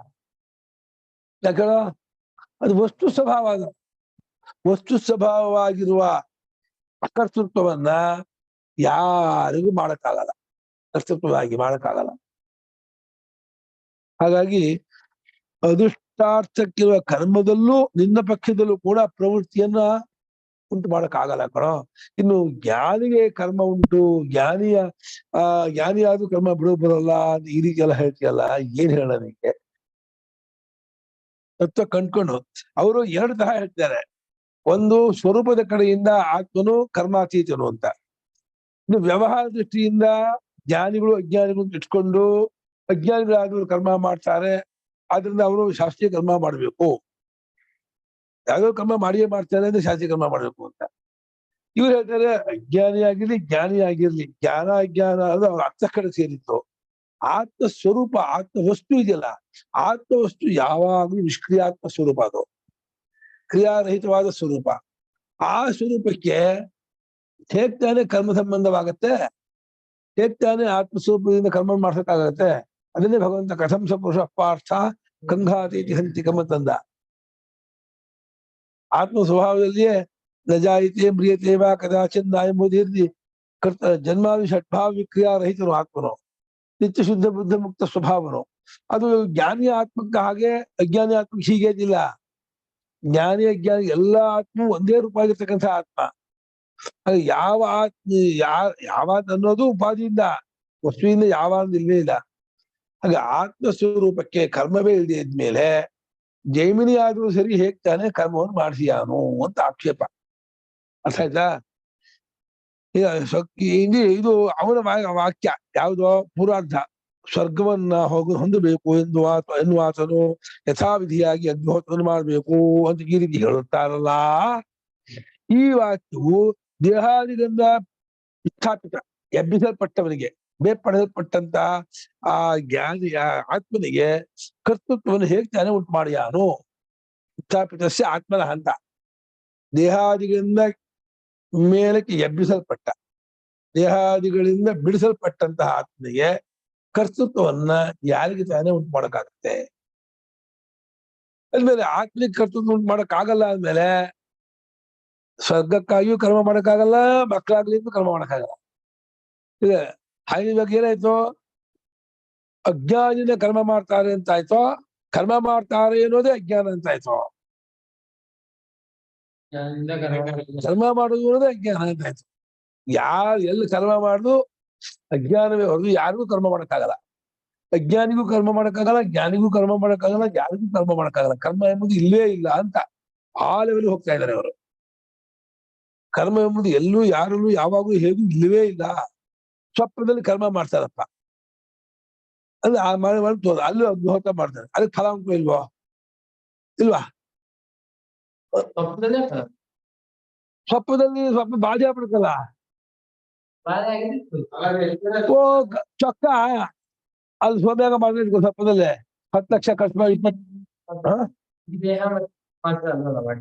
ಇಲ್ಲ ಈ ದೇಹ ಸಂಬಂಧ ಅಲ್ಲ ನಾನೇ ಮಾಡಿದ್ವಿ ಅಂತಾನೆ ಎಕ್ಸಿಟ್ಬಿಡ್ಲ. ನಾನೇ ಕನಸಿನಲ್ಲಿ ಇವತ್ತು ಸೋಮ್ಯಾಗ ಮಾಡಿದೆ ಅಂತಾರೆ, 5 ದಿವಸ ಬರೆದು ಮಾಡಿದೆ ಅಂತಾರೆ. ಇಲ್ಲಿ ಕನಸಲ್ಲಿ ಮಾಡಿದ್ದೆ ಎಷ್ಟು ಮಾಡಿದ್ದೆ ಈಗ ಅಂತ ಇವಾಗ ಅವಾಗ ಅಲ್ಲಿದ್ದಾಗ ಕನಸಲ್ಲಿ ಮಾಡ್ತೇನೆ ಅಂತ ಅನ್ಕೊಂಡಿದ್ದಲ್ಲ. ಅವಾಗ ಏನ್ ಅನ್ಕೊಂಡಿದ್ದ? ಹೆಚ್ಚಾಗಿ ಅನ್ಕೊಂಡ್ಬಿಟ್ಟು ಬಾಧೆ ಆಯ್ತು. ಇನ್ನು ಹೆಚ್ಚಾಗಿ ಅನ್ಕೊಂಡು ಯಾಕೆ ಬಾಧೆ ಆಗಲ್ಲ? ಇದ್ಯಾಕೆ ಸುಳ್ಳಾಗಲ್ಲ? ತತ್ಕಾಲದಲ್ಲಿ ಎರಡು ಎಚ್ಚರವೇ, ಇನ್ನೊಂದು ಹೋಲಿಸ್ಕೊಂಡ್ರೆ ಎರಡು ಕನಸೆ. ಬಿಟ್ಟೋಗತ್ತೆ ಅಂತ ಇಟ್ಕೊಂಡ್ರೆ ಇದು ಬಿಟ್ಟೋಗುತ್ತೆ, ಅದು ಬಿಟ್ಟೋಗುತ್ತೆ. ಅಂದ್ಮೇಲೆ ಆತ್ಮಿಕ ಕರ್ಮ ಸಂಬಂಧ ಹೇಗಾಗುತ್ತೆ? ಯಾವಾಗ್ಲೂ ಎಲ್ಲೂ ಆತ್ಮಿಕ ಕರ್ಮ ಸಂಬಂಧ ಇಲ್ಲ. ಕರ್ಮ ಸಂಬಂಧ ಇದೆ ಅನ್ನೋದೇ ಅವಿವೇಕ. ನಚ ಪ್ರತ್ಯಾಖ್ಯಾತ ಅಶೇಷ ಶರೀರಾದಿ ಕರ್ಮ ಸಾಧನ ಸ್ವಭಾವಸ್ಯ ಆತ್ಮ ಮಾತ್ರಸ್ಯ ಕರ್ಮಸು ಅಧಿಕಾರ ಪ್ರತ್ಯಾಖ್ಯಾತನೇನೋ ತಿರಸ್ಕೃತ ಅಂತ. ಅಲ್ಲಗಳೆದದ್ದಾದ ಸಂಪೂರ್ಣ ಶರೀರವೇ ಮುಂತಾದ ಕರ್ಮಕ್ಕೆ ಸಾಧನವಾದ ಸ್ವಭಾವಗಳು. ಶರೀರವೂ ಕರ್ಮಕ್ಕೆ ಸಾಧನ, ಶರೀರದೇ ಕರ್ಮ ಮಾಡೋಕ್ಕಾಗಲ್ಲ. ಆಮೇಲೆ ದುಡ್ಡು ಕರ್ಮಕ್ಕೆ ಸಾಧನ, ಆಮೇಲೆ ಯಜ್ಞ ಪಾತ್ರೆಗಳು ಯಜ್ಞ ಸಂಭಾರಗಳು ಎಲ್ಲ ಕರ್ಮಕ್ಕೆ ಸಾಧನ. ಅದಕ್ಕೆ ಹೇಳ್ತಾರೆ ಪ್ರತ್ಯಾಖ್ಯಾತ ಅಂದ್ರೆ ಅಲ್ಲಗಳೆದದ್ದಾದ, ತಿರಸ್ಕರಿಸಿದ್ದಾದ, ತೆಗೆದುಹಾಕಿದ್ದಾಗಿರುವ ಸಂಪೂರ್ಣ ಶರೀರವೇ ಮುಂತಾದ ಕರ್ಮಕ್ಕೆ ಬೇಕಾದ ಸಾಧನ ಸ್ವಭಾವ ಉಳ್ಳವನಾದ ಆತ್ಮ. ಅಂತ ಆತ್ಮವನು ಕರ್ಮಕ್ಕೆ ಸಾಧನವಾಗಿರುವುದು ಶರೀರವೇ ಮುಂತಾದವುಗಳೆಲ್ಲವೂ, ಅದೆಲ್ಲವನ್ನು ಪ್ರತ್ಯಾಖ್ಯಾತ ಮಾಡಿದೆ, ಅಲಗಳೆದದ್ದಾಗಿದೆ. ಆ ಸ್ವಭಾವದವನಾದ ಆತ್ಮ ಮಾತ್ರಕ್ಕೆ ಅಂದ್ರೆ ಕೇವಲ ಜ್ಞಪ್ತಿ ಸ್ವರೂಪನಾದ ಚೈತನ್ಯಕ್ಕೆ ಕರ್ಮದ ಅಧಿಕಾರ ಉಂಟು. ಯಾಕಿಲ್ಲ ಹೇಳ?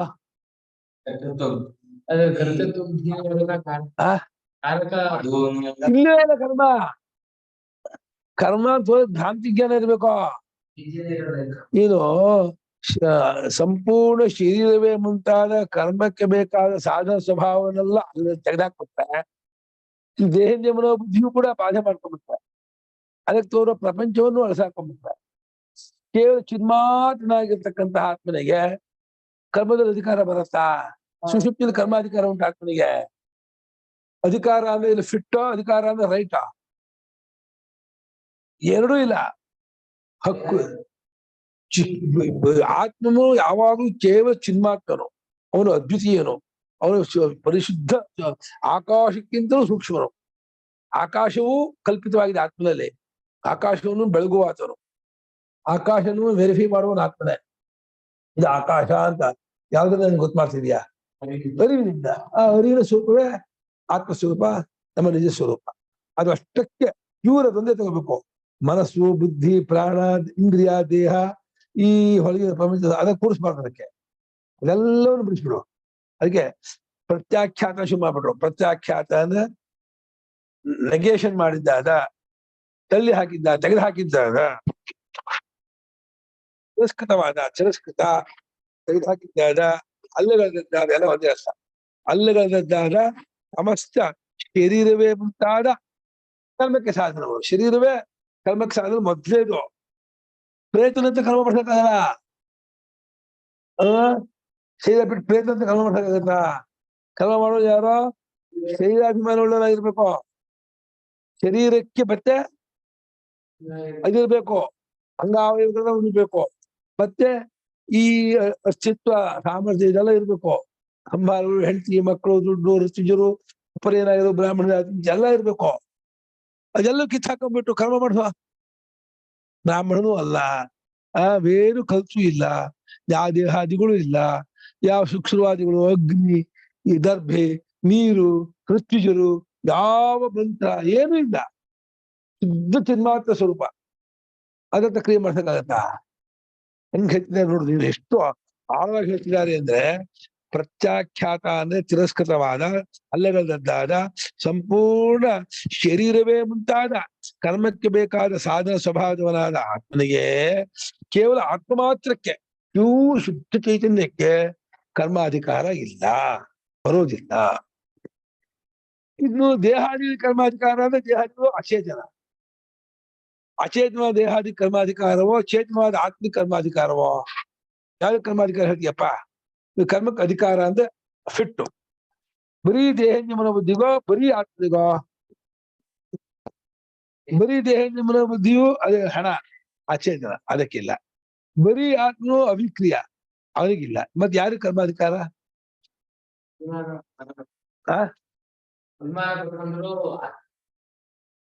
ಅಭಿಮಾನ ಪಡ್ಕೊಂಡ್ರೆ ಅದು ಅವಿವೇಕ, ಅಜ್ಞಾನ ಆಗುತ್ತೆ. ಯಾಕಂದ್ರೆ ಸೇರಿದೆ ಅನ್ಕೊಂಡು ಅಜ್ಞಾನ ಅಲ್ವಲ್ಲ. ಅವನಿಗೆ ಕರ್ಮಾಧಿಕಾರ ಅಂದ್ರೆ ಅರ್ಥ ಏನು? ಹಿಂಗೆ ಎಷ್ಟು ಆಳ ಹೇಳ್ತಿದ್ದಾರೆ ನೋಡಿ ವಿಚಾರಗಳು. ಆ ಸ್ವಭಾವದವನಾದ ಆತ್ಮ ಮಾತ್ರಕ್ಕೆ ಕರ್ಮಾಧಿಕಾರ ಯಾವ ಕಾರಣ ಇಲ್ಲವೋ, ಆದ್ದರಿಂದ ಸರ್ವ ಪ್ರಮಾಣ ಸಂಭಾವ್ಯ ಸಾಧನ ವಿಶ್ವದರ್ಥಮನ ಅದಿತ್ಸು ಜೈಮಿನಿ ಪ್ರೇರ್ಯತೆ ಕಥಾ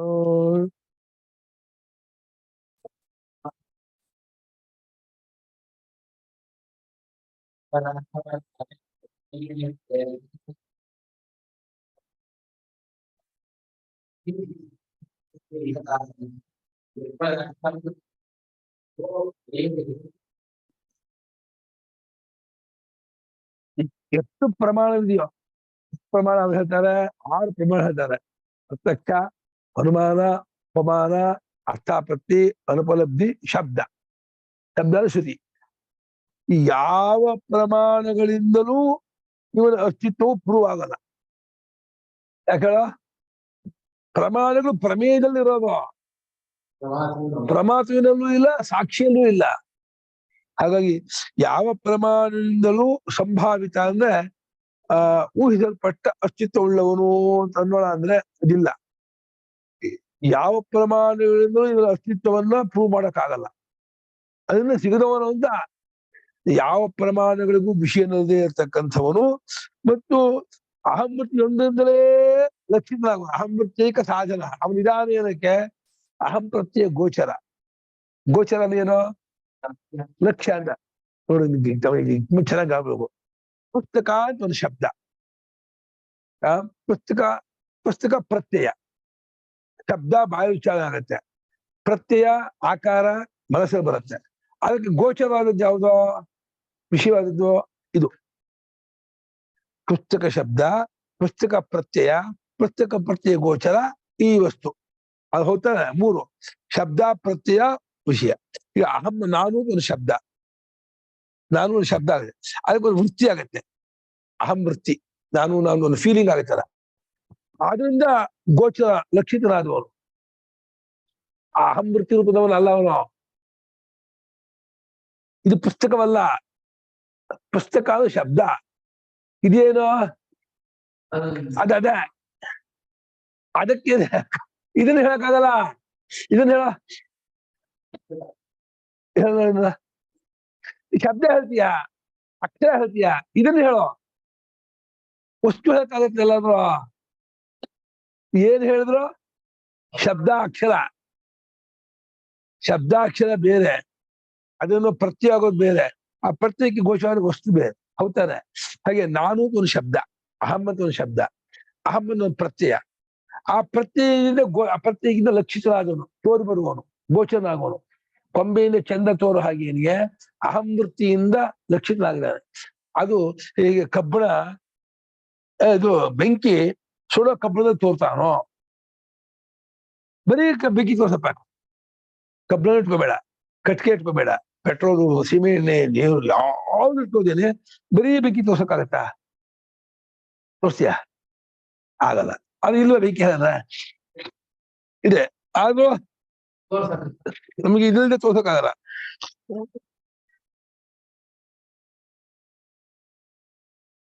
ಹಾಗೆಯೇ ಆತ್ಮನು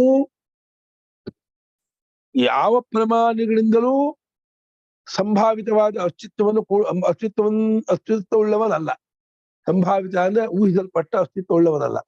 ಯಾವ ಪ್ರಮಾಣದಿಂದಲೂ ಆತ್ಮ ಅಸ್ತಿತ್ವವನ್ನು ಪ್ರೂವ್ ಮಾಡಕ್ಕಾಗಲ್ಲ. ಯಾಕೆ ಹೇಳೋ? ಎಲ್ಲಾ ಪ್ರಮಾಣಗಳು ಪ್ರಮೇಯ ವಿಷಯಕ್ಕಿರೋದು, ಅವು ಪ್ರಮೇಯನೇ ಅಲ್ಲ. ಹಾಗೆ ಸರ್ವ ಪ್ರಮಾಣ ಅಸಂಭಾವ್ಯ. ಅಲ್ಲಿ ಪ್ರಮಾಣಗಳು ಯಾವುದು ಹೇಳ್ಕೊಳ್ಳೋದೇ ಇಲ್ಲ. ಯಾವ ಪ್ರಮಾಣ ಅಂದ್ರೆ ಸರ್ವ ಪ್ರಮಾಣ ಗೋಚರ ಅಂತ ಅರ್ಥ. ಅದಕ್ಕೆ ಯಾವ ಎಲ್ಲಾ ಪ್ರಮಾಣಕ್ಕೂ ಅಗೋಚರನಾದ, ಗೋಚರನಲ್ಲದೆ ಇರ್ತಕ್ಕವನು. ಮತ್ತು ಹಾಗಾದ್ರೆ ಅದಿಲ್ಲೇ ಇಲ್ವಂದ್ರೆ ಅಹಂವೃತ್ತಿಯನ್ನು ಒಂದರಿಂದ ಅದು ಒಂದೇ ಸಾಧನ. ನಾನು ವೃತ್ತಿಯಿಂದ ನಾವು ಹೊರ್ಕೊಂಡು ಹೋಗ್ಬೋದು. ಅಹಂವೃತ್ತೀಕ ಅಹಂವೃತ್ತಿ ಏಕಂ ಸಾಧನಂ ಯಸ್ಯ ಸಹ ಅಹಂವೃತ್ತೀಕ ಸಾಧನ. ಅಹಂವೃತ್ತಿ ಯಾ ವರ್ತತೆ ತದ್ ಏಕಮೇವ ಸಾಧನಂ ಯಸ್ಯ. ಅಹಂವೃತ್ತಿ ವೃತ್ತಿ ನಾನು ಆ ವೃತ್ತಿ ಒಂದೇ ಸಾಧನ ನಮ್ಗೆ ಗುರ್ಸೋದಕ್ಕೆ. ನಾವಾಗ ಅದಕ್ಕೆ ಅಹಂವೃತ್ತಿ ಹಂಗಿಲ್ಲ. ನಾವು ಪ್ರಪಂಚದಲ್ಲಿದ್ದ ನಮಗೆ ಅಹಂವೃತ್ತಿ ಮೂಲಕ ನಾವು ಅಲ್ಲಿಗೆ ಹೋಗ್ಬೇಕಾಗಿದೆ. ಅಹಂವೃತ್ತಿಕ ಸಾಧನ ಅಂತದ್ದು ಅಂಥ ಆತ್ಮನನ್ನ ಇನ್ನು ಯುಷ್ಪದರ್ಥವನ್ನೇ ತೆಗೆದುಕೊಳ್ಳದೆ ಇದ್ದಂತಹ ಜೈಮಿನಿ. ಯುಷ್ಪದರ್ಥ ಯಾವುದು? ಅನಾತ್ಮಾರ್ಥ. ಯುಷ್ಪದರ್ಥ ಶಬ್ದಕ್ಕರ್ಥ ಅನಾತ್ಮಾರ್ಥ ಅಂತ. ಯಾವ್ಯಾವ್ದು ನೀನು ಕರಿಬಹುದು ಅದನ್ನ ಯುಷ್ಪದರ್ಥ. ಯಾವ್ಯಾವ್ದು ನೀನು ಕರಿಬಹುದು? ದೇಹೇಂದ್ರಿಯ ಮನೋಬುದ್ಧಿಯನ್ನು ನೀನು ಕರಿಬಹುದು. ದೇಹೇಂದ್ರಿಯ ಮನೋಬುದ್ಧಿಯನ್ನು ಹೊರಗಿನ ತುಪ್ಪ, ಬೆಂಕಿ, ದುಡ್ಡು, ಹೆಂಡತಿ, ಮಕ್ಕಳು, ಋತ್ವಿಜರು, ದರ್ಭೆ, ನೀರು ಎಲ್ಲವನ್ನೂ ನೀರು ಕರಿಬಹುದು. ಅದ್ಯಾವುದೂ ತಗೊಳ್ಳಲ್ಲ, ಮುಟ್ಬೇಡ. ಇಷ್ಪದರ್ಥಂ ಅನಾದಿತ್ಸು ಆದಾತಮಿಚ್ಛು ಆದಿತ್ಸು ಆದಿತ್ಸು ಇಷ್ಪದರ್ಥವನ್ನ ಅಂದ್ರೆ ಅನಾತ್ಮಾರ್ಥವನ್ನ ತೆಗೆದುಕೊಳ್ಳೋಕೆ ಇಷ್ಟಪಡದೇ ಇರತಕ್ಕಂತಹ ಜೈಮಿನಿ ಹಂಗಯ್ಯ ಕರ್ಮ ತೊಡಗಿಸ್ತಾನೆ. ಇವನನ್ನ ತೊಡಗಿಸಿ ನೋಡ, ತಾಕತ್ತಿದ್ದ ಜೈಮಿನಿಗೆ ಕರ್ಮ ಮಾಡ್ತೀನಿ ನೋಡ. ಕಸಂ ಜೈಮಿನಿ ಪ್ರೇರ ಎಷ್ಟು ಆಕ್ಷೇಪ ಮಾಡ್ತಿದ್ದಾರೆ ಅಂದ್ರೆ, ಏನು ಆಮ್ಲಾಶ ಕ್ರಿಯಾರ್ಥ ಅಂದ್ಬಿಟ್ಟಿಯಲ್ಲ, ಒಂದು ಅನ್ನಕ್ಕೊಂದು ಇದು ಬೇಡ ಬಂದಿಗೆ. ಎಷ್ಟು ಅವ್ರಿಗೆ ಇದಾಗ್ಬಿಟ್ಟಿದೆ ಅಂದ್ರೆ, ಸುಮ್ಮನೆ ನೀನು ಯಾಕೆ ಬೇಕು ಕರ್ಮಕಾಂಡದಿಂದ ಸೇರಿಸ್ಬಿಟ್ಟು ಹೇಳ್ಬೇಕಾಯ್ತು. ಈಗ ಆಮ್ಲಾಶ ಕ್ರಿಯಾರ್ಥ ಹೇಳಿ ಎಷ್ಟು ಜನ ದಾರಿ ತಪ್ಪಿಕೊಂಡ್ರು ನೋಡು ನೀನಿಂದ. ದಾರಿ ತಪ್ಪಿಸ್ಬಿಟ್ಟೆ ನೀನು ಅಂತ ಅವ್ರಿಗೆ ಬೇಜಾರಾಗ್ಬಿಟ್ಟಿದೆ. ಹಂಗಾಗಿ ಜೈಮಿನಿ ಮೇಲೆ ಅಟ್ಯಾಕ್ ಮಾಡ್ತಾ ಇದ್ದಾರೆ ಅವರು. ಜೈಮಿನಿ ಮೇಲೆ ಡೈರೆಕ್ಟ್ ಅಟ್ಯಾಕ್. ಯಾರು ಮೂಲ ಪುರುಷರೋ ಮೀಮಾಂಸೆಗೆ ಅವರನ್ನೇ ಅಟ್ಯಾಕ್ ಮಾಡ್ತಿದ್ದಾರೆ. ಜೈಮಿನಿ ಯುಷ್ಪದರ್ಥವನ್ನ ಅನಾತ್ಮ ಅರ್ಥ ಅಂದ್ರೆ ವಸ್ತು, ಅಸಲು ವಿಷಯ. ಅನಾತ್ಮವೆಂಬ ವಿಷಯವನ್ನ ತೆಗೆದುಕೊಳ್ಳದೆ ಇದ್ದಂಥ ನೀನು ಹೆಂಗಯ್ಯ ಕರ್ಮದ ತೋರಿಸ್ತೀಯಾ? ಕೇವಲವಾದ ಆತ್ಮನನ್ನು ಕರ್ಮ ತೋರ್ಸೋಕ್ಕಾಗಲ್ಲ. ಅನಾತ್ಮ ಯಾವ್ದು ತೆಗೆದುಕೊಳ್ಳದೆ ಇದೆಯೋ ಕರ್ಮ ತೋರ್ಸೋಕ್ಕಾಗಲ್ಲ. ಹೆಂಗ್ ಕರ್ಮ ತೋರಿಸ್ತೀಯ ನೀನು? ಇಲ್ಲಿ ಕರ್ಮವೆಂಬುದು ಯಾವ ರೀತಿಯೂ ಬರೋದಿಲ್ಲ ಅಂತ ಅವ್ರು ಅರ್ಥ ಮಾಡಿದ್ದಾರೆ. ಸ್ವಾಮಿ ಕಾಣಲು ಯಾವ ಪ್ರಮಾಣಗಳಿಂದಲೂ ಸಂಭಾವಿತ ಅಸ್ತಿತ್ವ ನಲ್ಲದವನು. ಸಂಭಾವಿತ ಅಂದ್ರೆ ಊಹಿಸಲ್ಪಟ್ಟ ಅಸ್ತಿತ್ವವುಳ್ಳವನು, ಅಸ್ತಿತ್ವ ಅಲ್ಲದವನು. ಮತ್ತು ಅಹಮೂರ್ತಿ ಒಂದೊಂದಲೇ ಸಿದ್ಧವಾಗುವ ಮತ್ತು ನೀನೆಂಬ ಅರ್ಥವನ್ನು ತೆಗೆದುಕೊಳ್ಳುವುದಕ್ಕೆ ಇಚ್ಛಿಸುವಂಥವನಲ್ಲ, ಇಚ್ಛಿಸದೇ ಇರ್ತಕ್ಕಂಥ ಎರಡು. ಅಹಂಕಾರ ವ್ಯತಿರಿಕ್ತವಾದ ದೇಹೇಂದ್ರಿಯ ವಿಷಯವೆಲ್ಲವೂ ವಿಶ್ವದರ್ಥವು, ಅನಾತ್ಮವು ಎಂದು ಮೀಮಾಂಸಕರ ಮತ. ಅಂತಹ ಜೈಮಿನಿಯು ಕರ್ಮ ಮೀಮಾಂಸಕನು ಹೇಗೆ ತಾನೇ ಪ್ರೇರಿತನಾದನು, ಅಧಿಕಾರಿಗೆ ಬೇಕಾದ ಹೀರಾದಿಗಳೇ ಇಲ್ಲವಲ್ಲ, ಎಂತಾನೆ ಕರ್ಮ ತೊಡಗಿಸ್ತಾನೆ. ಹೈರಾದಿಗಳು ಇದ್ರೆ ಅದನ್ನ ಇಟ್ಕೊಂಡು ಕರ್ಮ ಮಾಡ್ಬೋದು ಅಂತ. ಶೈರಾದಿಗಳೆಲ್ಲ ಸ್ವಪ್ನ ಸಮಾನ. ಸ್ವಪ್ನದಲ್ಲಿ ತೋರಿದ ಶೈರಾದಿಗಳು ಸಮಾನ, ಈಗ ತೋರ್ತಾರೆ ಶೈರಾದಿಗಳು. ಇದು ಕಲ್ಪಿತ ಅಂತ. ದೇಹೇಂದ್ರಿಯ ಮನೋಬುದ್ಧಿಯೆಲ್ಲ ಕಲ್ಪಿತವಾದ್ಮೇಲೆ, ಅದಕ್ಕೆ ತೋರೋ ಪ್ರಪಂಚವೂ ಕಲ್ಪಿತವಾದದ್ದಾದ್ಮೇಲೆ, ಆ ಕರ್ಮವನ್ನು ಹೇಳುವಂತ ವೇದವೂ ಕಲ್ಪಿತ, ಆ ವೇದ ಅರ್ಥಿಸಿಕೊಳ್ಳೋ ಗುರುವೂ ಕಲ್ಪಿತ, ಆ ಮಂತ್ರಗಳು ಕಲ್ಪಿತ, ದೇವತೆಗಳು ಕಲ್ಪಿತ, ಸಂಹಾರಗಳು ಕಲ್ಪಿತವಾದಾಗ ಹೆಂಗಯ್ಯ ಕರ್ಮ ಮಾಡಿಸ್ತೀಯ ನೀನು? ಅಟ್ಯಾಕ್ ಆಮೇಲೆ ಮುಚ್ಚಿಗೆ ಹಾಕ್ಬಿಟ್ರು. ಕರ್ಮ ಮಾಡಿಸೋಣ, ವಿಶ್ವದರ್ಥ ತಗೊಂಡ್ ಮಾಡ್ತೀನಿ ಅಂತಂದ್ರೆ ವಿಶ್ವದರ್ಥವೆಲ್ಲವೂ ಕಲ್ಪಿತ ಅಂತ ನಾನು ಹೇಳ್ತಾ ಇದ್ದೀನಿ, ನಿಜವಾಗಿಲ್ಲ ಅಂತ. ಇಲ್ಲದ್ದಾಗಿ ತೆಗೆದುಕೊಂಡು ಹೆಂಗಯ್ಯ ಮಾಡ್ತೀಯ ಅಂತೀನಿ. ವಿಶ್ವದರ್ಥ ತೆಗೆದುಕೊಳ್ಳದೆ ಮಾಡ್ತೀನಿ, ತೆಗೆದುಕೊಳ್ಳದೆ ಹೆಂಗ್ ಮಾಡ್ತೀಯ ಹೇಳು ಅಂತ ಹೇಳ್ತೀವಿ ನಾವು. ವಿಶ್ವದರ್ಥ ಅಂತ ಒಂದು ಏನ್ ಕಾಣ್ತಾ ಇದೆ, ಹಾವು ಕಚ್ಚತ್ತೆ ವಿಷ ಏರುತ್ತೆ ಅಂತೀನೋ, ಅಲ್ಲಿರೋದು ಹಗ್ಗ,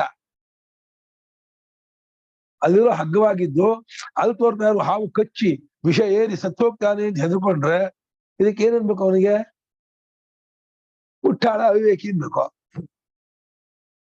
ಹಂಗಲ್ವಾ? ಹಂಗದು ಈ ಶ್ಲೋಕ ಬಿಗಿಯಾಗಿದೆ ಅಂದ್ರೆ, ಯಾವ ತರಹದ್ದಾದ ಪ್ರಮಾಣಗಳಿಂದಲೂ ಇರುವಿಕೆಯನ್ನ ಪಡೆಯದವನು, ಇರುವಿಕೆಯನ್ನ ಹೊಂದದವನು ಆತ್ಮನು. ಮತ್ತು ಅಹಂವೃತ್ತಿಯನ್ನು ನಾನು ಅನ್ನೋದಿದೆಯಲ್ಲ, ಅದು ಲಕ್ಷಿಸತ್ತೆ. ನಿಜವಾಗಿ ಅಲ್ಲ, ಅಹಂವೃತ್ತಿ ಇಲ್ಲ ಆತ್ಮನಿಗೆ. ಶುದ್ಧನಾದ ಆತ್ಮನು ನಾನು ಅನ್ನೋದು ಅಲ್ಲ. ನಿದ್ದೆಯಲ್ಲಿ ನಾನು ಅಂತ ಅನುಭವ ಇರಲ್ಲ. ನಮ್ ಪರಕಜ್ಜೆ ಸುಬ್ರಹ್ಮಣ್ಯ ಭಟ್ರು ನಮ್ ಸ್ವಾಮಿಗಳ ಹತ್ರ ನಿದ್ದೆಯಲ್ಲಿ ಬರೀ ನಾನು ಇರುತ್ತೆ ಅಂತ ಸುಮ್ಮ ವಾದ ಮಾಡಿದ್ರು. ಏನ್ ಅರ್ಥ ಅಂತ ಕೇಳಿದ್ರು ಸ್ವಾಮಿ. ಬರೀ ನಾನು ಅರ್ಥ ಏನ್ರಿ? ನಾನು ಅನ್ನೋದ್ರಲ್ಲಿ ಯಾವಾಗ್ಲೂ ಮಿಕ್ಸಪ್ ಇದ್ದೇ ಇದೆ. ಮಿಕ್ಸ್ಚರ್ ಅಂತಿದೆ. ಮಿಕ್ಸ್ಚರ್ ಅಲ್ಲಿ ಬರೀ ಶೇಂಗಾ ಬೀಜ ತಿನ್ಬಹುದಾ? ಹೆಸರೇ ಮಿಕ್ಸ್ಚರ್. ಮಿಕ್ಸ್ಚರ್ ಏನಿದೆ? ಕೊಬ್ಬರಿ ಇದೆ, ಅದರಲ್ಲಿ ಸೇವಿಗೆ ಇದೆ, ಅದರಲ್ಲಿ ಶೇಂಗಾ ಬೀಜ ಇದೆ, ಅದರಲ್ಲಿ ಅವಲಕ್ಕಿ ಇದೆ, ಅವಲಲ್ಲಿ ಖಾರ ಇದೆ, ಉಪ್ಪಿದೆ. ಉಪ್ಪು, ಖಾರ, ಶೇಂಗಾ ಬೀಜ, ಅವಲಕ್ಕಿ ಎಲ್ಲ ಮಿಕ್ಸ್ಚರ್ ಹೆಸರು. ಮಿಕ್ಸ್ಚರ್ ಒಂದೇ ಅಂದ್ಬಿಟ್ರೆ ನಾನು ಅನ್ನೋದ್ರಲ್ಲಿಯೇ ಕಲಬೆರಕೆ ಇದೆ. ಕಲಬೆರಕೆ ಇಲ್ಲದೆ ನಾನು ಎಂಬುದೇ ಇಲ್ಲ. ನಾನು ಅನ್ನೋ ರೂಪವೇ ದೇಹೇಂದ್ರಿಯ ಮನೋಬುದ್ಧಿಗೂ ಸೇರ್ಕೊಂಡೇ ಎದ್ಕೊಳ್ಳುವಂಥದ್ದು. ನಾನು ಪ್ಲಸ್ ನಾನಲ್ಲದು ಸೇರ್ಕೊಂಡು ನಾನಾಗತ್ತೆ ಹೊರತು ನಾನು ಅಂದ್ರೆ ತಾನಾದ ಚೈತನ್ಯವು ಕಲ್ಪಿತವಾದ ದೇಹೇಂದ್ರಿಯ ಮನೋಬುದ್ಧಿಯು ಅಭಿಮಾನ ಕೊಂಡ್ರೋಗ ನಾನು ಅಂತ ತೋರ್ತಾರೆ. ಅದು ಕಲ್ಪಿತ ರೂಪ. ಹಾವು ಹೇಗೆ ಕಲ್ಪಿತ ರೂಪವೋ, ಈ ನಾನು ಎಂಬುದು ಕಲ್ಪಿತ ರೂಪ.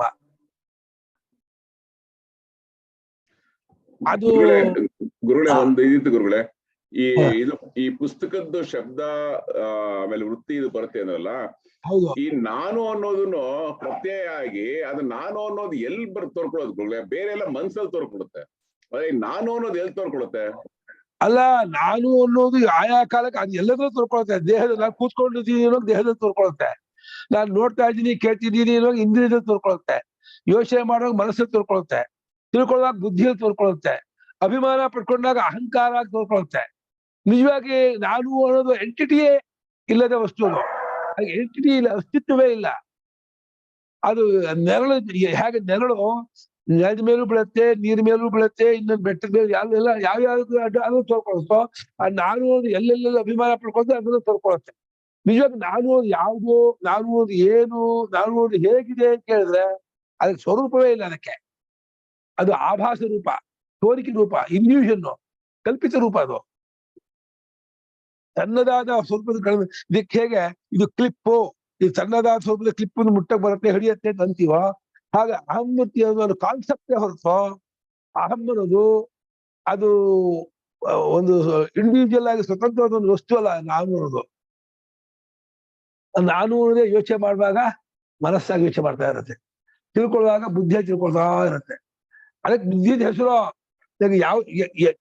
ಯಾವ್ದು ಬುದ್ಧಿ, ಎಷ್ಟು ಬುದ್ಧಿ, ಯಾಕೆ ಬುದ್ಧಿ, ಹೇಗೆ ಬುದ್ಧಿ ಕೇಳಿದ್ರೆ ಉತ್ತರ ಕೊಡಕ್ಕಾಗಲ್ಲ. ಯಾವುದು ಮನಸ್ಸು, ಎಷ್ಟು ಮನಸ್ಸು, ಹೇಗೆ ಮನಸ್ಸು, ಅದು ಯಾಕೆ ಮನಸ್ಸು ಹೇಳೋಣ. ಹೇಳೋಣ, ಏನು ಕಾರ್ಯದಿಂದ ಹೇಳ್ಬೇಕು. ಯೋಚನೆ ಮಾಡುವ ವೃತ್ತಿ ವ್ಯಾಪಾರಕ್ಕೆ ಮನಸ್ಸು, ತಿಳ್ಕೊಳ್ಳುವಂತಹ ಇದಕ್ಕೆ ಬುದ್ಧಿ, ಗೊತ್ತಾಗ್ತಾ ಇದೆ ಅಲರ್ಟ್ ಆಗಿದೆ ಅನ್ನೋದಕ್ಕೆ ಚಿತ್ತ. ಹಾಗೆ ನೀವು ನೋಡ್ತೀನಿ ಕೇಳ್ತೀನಿ ಇಂದ್ರಿಯಗಳು ಎಲ್ಲಿದೆ ಹೇಗೆ ನೋಡಕ್ ಹೋಗೋ, ಸಿಗತ್ತು ನೋಡು, ಸಿಗಲ್ಲ ಇಂದ್ರಿಯಗಳು. ವಿಚಾರ ಮಾಡದೆ ಇದ್ದಾಗ ಹೌದು ಕಣ್ಣು ಕಿವಿ ಮೂಗು ಅಂತೀವಿ. ಕಣ್ಣು ಅಂದ್ರೆ ಈ ಗೋಳಕವೋ, ಕಣ್ಣು ಅಂದ್ರೆ ಕಪ್ಪು ಗುಡ್ಡಿನೋ, ಕಣ್ಣು ಅಂದ್ರೆ ಕೆಂಪ ಗೆರೆ ಅದು, ಅದ ಒಳಗಿರೋ ಯಾವ್ದು ಕಣ್ಣಲ್ಲಿ, ಯಾಕೆ ಕಣ್ಣು, ಹೇಗೆ ಕಣ್ಣು, ಒಂದಕ್ಕೂ ಉತ್ತರ ಕೊಡಲ್ಲ ಬುದ್ಧಿ. ನೀನ್ ಪ್ರಶ್ನೆ ಮಾಡ್ಕೊಂಡು ಹೋದ್ರೆ ಬೆಬ್ಬೆ ಬೆಬ್ಬೆ ಇರುತ್ತೆ, ಎಲ್ಲ ಕೈಲಾಡ್ಸ್ಬಿಡುತ್ತೆ. ಯಾಕೆ ಹೇಳೋ, ಇಲ್ಲ ವಸ್ತು ಅಲ್ಲೇ, ಇಲ್ಲದೇ ಇರೋ ವಸ್ತು ಇದೆ ಅನ್ಕೊಂಡು ವ್ಯವಹಾರ ಮಾಡ್ತಾ ಇದೆಯಾ ಹೊರತು ಒಳಹೊತ್ತು ವಿಚಾರ ಮಾಡಿ ಹೋದ್ರೆ ಎಲ್ಲ ಉದುರೋಗುತ್ತೆ, ಯಾವುದು ನಿಲ್ಲೋದಿಲ್ಲ. ಅದೇ ಅದರ ಸ್ವಭಾವ.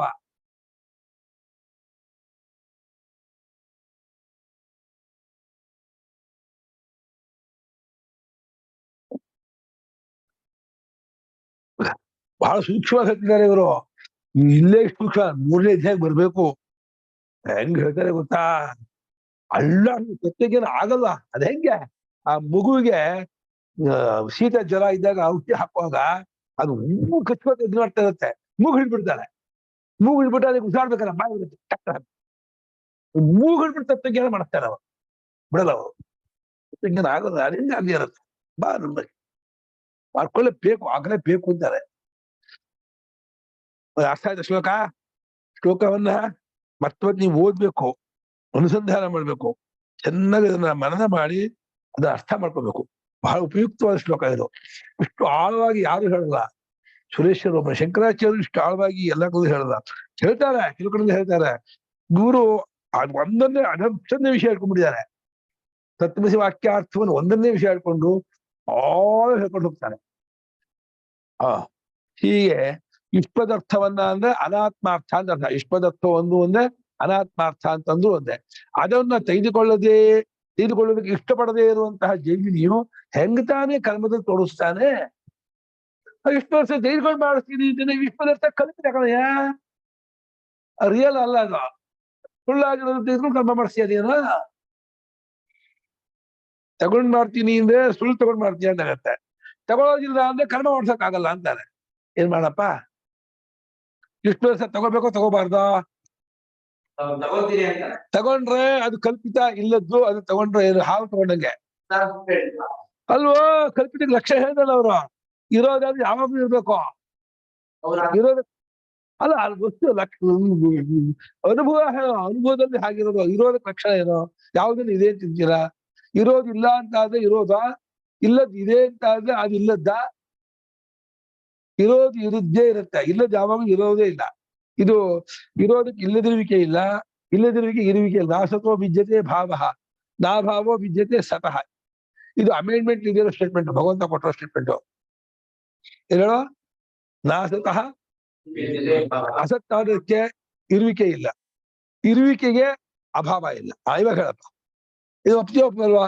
ಭಗವಂತ ಹೇಳುವ ವಾಕ್ಯ ಇದು, ಗೀತೆಯಲ್ಲಿ 16ನೇ ಶ್ಲೋಕ, 2ನೇ ಅಧ್ಯಾಯದ 16ನೇ ಶ್ಲೋಕ. ಅಲ್ಲಪ್ಪ, ಬರೀ ತೋರಿಕೆಯಾಗಿ ತಕ್ಷಕ್ಕೆ ಇಲ್ಲ ಅಂತ ಇರೋದು ಒಪ್ಕೋತೀನಿ ವ್ಯವಹಾರದಲ್ಲೇ. ಈಗ ಇರೋದಕ್ಕೆ ಏನ್ ಲಕ್ಷಣ ಹೇಳ್ತೀಯಪ್ಪ? ತೋರಿದ್ದೆಲ್ಲ ಇದೆಯಲ್ಲ, ಆ ಹಗ್ಗದ ಹಾವು ತೋರ್ತೆ ಇದೆ ಅಂತ ಯಾಕಂದಲ್ಲ. ನೀನ್ ತೋರೋದೆಲ್ಲ ಇದೆ, ನನ್ನ ಆಕಾಶ ನೀರಿ ತೋರುತ್ತೆ ಇದೆ ಅಂತ ಅನ್ನುವಾಗ ತೋರೋದೆಲ್ಲ ಇದೇನ್ ಬಿಡ್ತೀಯಾ? ತೋರೋದೆಲ್ಲ ಇದೆಯಿಂದ ಅನ್ನೋಕ್ಕಾಗಲ್ಲ. ಅವಾಗ ಏನ್ ಮಾಡ್ಬೇಕು? ಸ್ವಲ್ಪ ಚೇಂಜ್ ಮಾಡ್ಕೊಬೇಕು, ಅಮೆಂಡ್ಮೆಂಟ್ ಮಾಡ್ಕೊಬೇಕು. ಏನು ಅರ್ಥಕ್ರಿಯಾಕಾರಿತ್ವ ಇರೋದೆಲ್ಲ ಇದೆ. ಸುಳ್ಳಿಂದ ಅರ್ಥಕ್ರಿಯಾಕಾರಿತ್ವ ಆಗುತ್ತೆ. ಬರೀ ನೀರನ್ನ ಇಂಜೆಕ್ಷನ್ ಬಿಟ್ಟು ಜ್ವರ ವಾಸಿ ಆಯ್ತು ಅಂತ ನಮ್ಗೆ ಭ್ರಾಂತಿ, ಇಂಜೆಕ್ಷನ್ ತಗೋಬೇಕು ಅಂತ. ಏನು ಆಗೇ ಇರಲ್ಲ, ಬರೀ ನೀರು ಇಂಜೆಕ್ಟ್ ಮಾಡು ಜ್ವರ ವಾಸಿ ಆಯ್ತು ಅಂದ್ಕೊಂತಾರೆ. ಔಷಧಿ ಕೊಟ್ಟೇ ಇರಲ್ಲ, ಪ್ರಯೋಜನ ಆಯ್ತು ಇಲ್ವಾ? ಸುಳ್ಳು ನಿಜ ಔಷಧಿ ಅದ. ನಾನು ಅನ್ನೋದು ಇದ್ದೇ ಇರುತ್ತಲ್ವಾ ಗುರುಗಳೇ? ಆ ನಾನು ಅನ್ನೋದು ಇದ್ದೇ ಇರುತ್ತಲ್ವಾ? ಎಲ್ಲಿ ನಿದ್ದೆಯಲ್ಲಿ ನಾನು ಎಲ್ಲಿದೆ? ನಿದ್ದೆಯಲ್ಲಿ ನಾನು ಅನ್ನೋದಿರಲ್ಲ. ಆಮೇಲೆ ನೀವು ಒಂದು ಮುಳುಗಿದಾಗ, ಒಂದು ಕಥೆಯಲ್ಲೋ ಒಂದು ವಿಷಯದಲ್ಲಿ ತನ್ಮಯತೆಯಲ್ಲಿ ಮುಳುಗಿದಾಗ ಅಲ್ಲಿ ನಾನು ತೋರ್ಕೊಳ್ಳೋದೇ ಇಲ್ಲ. ನೀವು ನಾನು ಅಭಿಮಾನ ಪಟ್ಕೊಂಡಾಗ ಮಾತ್ರ ತೋರ್ಕೊಳತ್ತೆ ಹೊರತು ಎಲ್ಲಾ ಟೈಮಲ್ಲೂ ನಾನು ತೋರ್ಕೊಳ್ಳೋದಪ್ಪ. ನಾನು ಎಲ್ಲಿದೆ ಅಂತ ಹುಡ್ಕೋ, ಬ್ಯಾಟ್ರಿ ಹಿಡ್ಕೊಂಡು ಪತ್ತೆ ಇರುವ ವಸ್ತು ನೋಡ್ತಿರಲ್ಲ, ಹಾಗೆ ನಾನು ಹುಡ್ಕೊಂಡು ಹೋಗಿ ಎಲ್ಲಿ ಸಿಗತ್ತಾ ನೋಡಿ. ಸಿಗಲ್ಲ. ನಾನು ಯಾಕೆ ಸಿಗಲ್ಲ ಅಂದ್ರೆ ಅದು ಇಲ್ಲ, ಅದು ಇಲ್ಲದ್ದಾದ ವಸ್ತು. ಅದು ವಿಚಾರ ಮಾಡದೆ ಹೋದ್ರೆ ನೀವು ಹಾಗೆ ತೋರುತ್ತೆ. ನಾನು ಅನ್ನೋದು ದೇಹವ, ನಾನು ಅನ್ನೋದು ಇಂದ್ರಿಯವ, ನಾನು ಅನ್ನೋದು ಮನಸ್ಸ, ನಾನು ಅನ್ನೋದು ಬುದ್ಧಿಯ, ನಾನು ಅನ್ನೋದು ಪ್ರಾಣವ, ಯಾವ್ದು ನಾನು? ಯಾವುದು ಅಲ್ಲವೋ ಎಲ್ಲವೂ ಹೌದೋ, ಅದು ಎಲ್ಲದಕ್ಕೆ ಬೇರೆನೋ, ಅದು ಎಲ್ಲೆಲ್ಲೂ ಒಂದ. ಹೆಂಗ್ ಹೇಳ್ತೇನೆ ನಾನು ಅನ್ನೋದು? ಇದು ಯಾವ್ದು ಹೇಳಿದ್ರೆ ನಾನು ಹೆಂಗಿರುತ್ತೆ? ಪ್ರಾಣ ಇದೆ ನಾನಿರುತ್ತೆ, ತೋರ್ಸಕ್ಕಾಗಲ್ಲ ನಾನು ಅನ್ನೋದನ್ನ.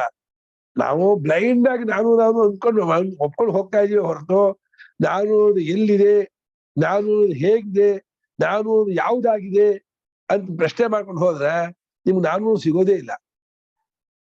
ಸುಮ್ಮನೆ ವಿಚಾರ ಮಾಡಿದ್ರೆ ಬ್ಲೈಂಡ್ ಆಗಿ ಇಟ್ಕೊಂಡ್ರೆ ನಾನು ಒಂದಲ್ಲ ಅದು. ನಾನು ಅನ್ನೋದೊಂದು ಪ್ರತ್ಯಯ ಅಂತ ನಾವು ಹೇಳ್ಬೇಕಾದ್ರೆ ಅದು ಉದ್ದೇಶಕ್ಕೆ ಹೇಳ್ತೀವಿ. ನಾನು ಅನ್ನೋದು ಪ್ರತ್ಯಯನ ಒಂದ್ ಹಂತಕ್ಕೆ ಹೇಳ್ತೀವಿ. ರಿಯಲಿ ಹೇಳೋದಾದ್ರೆ ಪ್ರತ್ಯಯ ನಾನಿದ್ದವರಿಗೆ ಆಗತ್ತೋ, ನಾನಾದ್ಮೇಲೆ ಪ್ರತ್ಯಯ, ಪ್ರತ್ಯಯ ಆದ್ಮೇಲೆ ನಾನು ಪ್ರತ್ಯೇಕ ಪೌರಾಪರ್ಯ ಯಾವುದು? ಮುಂಚೆ ನಾನೋ ಮುಂಚೆ ಪ್ರತ್ಯಯವ? ಅಲ್ಲ, ಇದು ಯಾವುದೇ ಒಂದು ವಸ್ತು ವಿಚಾರಕ್ಕಾಗ್ಲಿ ಅಥವಾ ವಸ್ತು ಇಲ್ಲದೆ ಇರೋದಕ್ಕಾಗ್ಲಿನೋ ಈ ಪ್ರಶ್ನೆ ಬಂದೇ ಬರುತ್ತೆ, ಅದಕ್ಕೆ ಉತ್ತರ ಸಿಗೋದೇ ಇಲ್ಲ ಅವ್ರಿಗೆ. ಅದನ್ನ ಇಲ್ಲ ಅಷ್ಟೇ, ಇಟ್ಕೊಂಡಿರೋದು ನಾನು ಅಂತ. ಅದು ಅದಂಶನೇ ಹೊರತು ನಾನು ತೋರ್ಸಕ್ಕಾಗಲ್ಲ. ಯಾವಾಗ ನಿಮ್ಮ ಅನುಭವಕ್ಕೆ ಸಿಗಲ್ಲ, ಯುಕ್ತಿಗೆ ಸಿಗಲ್ಲ, ದೃಷ್ಟಾಂತ ಇಲ್ಲ, ಸುಮ್ಮನೆ ಕಲ್ಪನೆಯಿಂದ ನೀವು ಅಕ್ಸೆಪ್ಟ್ ಮಾಡ್ಕೊಂಡಿದ್ದನ್ನು ಇದೇ ಅಂದ್ಬಿಟ್ರೆ ಅದಕ್ಕೆ ಇದೇ ಆಗತ್ತೆ. ಕಲ್ಪನೆಯಿಂದ ಇದೇ ಅಂತ ಆಗಿದ್ದು ಇದೇ ಆಗಲ್ಲಪ್ಪ. ಕಲ್ಪನೆಯಿಂದ ಇದೇ ಅನ್ಸ್ಕೊಂಡಿದ್ದೆ ನಾನು. ರಿಯಲಿ ಎಲ್ಲಿದೆ ನಾನು? ಯಾವ್ದು ನಾನು? ಯಾಕೆ ನಾನು? ಅದು ಹೇಗೆ ನಾನು? ಉತ್ತರ ಕೊಡಿ. ನಾನು ಅಂತಿಲ್ಲಪ್ಪ. ಯಾವ್ದಪ್ಪ ನಾನು? ನಾನು ಬುದ್ಧಿಯ, ನಾನು ಮನಸ್ಸ, ನಾನು ದೇಹವ, ನಾನು ಇಂದ್ರಿಯವ, ಅದು ಎಲ್ಲವೂ ಸೇರಿಯ? ಇದು ಯಾವುದು ಅಲ್ವಾ? ಎಲ್ಲಗಿದ್ದು ಬೇರೆನಾ? ಒಂದು ಹೊಂದಲ್ಲ ಅದು. ನಾವು ಬ್ಲೈಂಡ್ ಆಗಿ ನೀವು ಇಟ್ಕೊಂಡು ಹೋಗ್ತಾ ಇದ್ದೆ ನಾನಿದೆ ಅನ್ಕೋಬೇಕಷ್ಟೇ ಹೊರತು ವಿಚಾರದ ಹೊರತು ನಿಲ್ಲದ ನಾನು ಅನ್ನೋದು.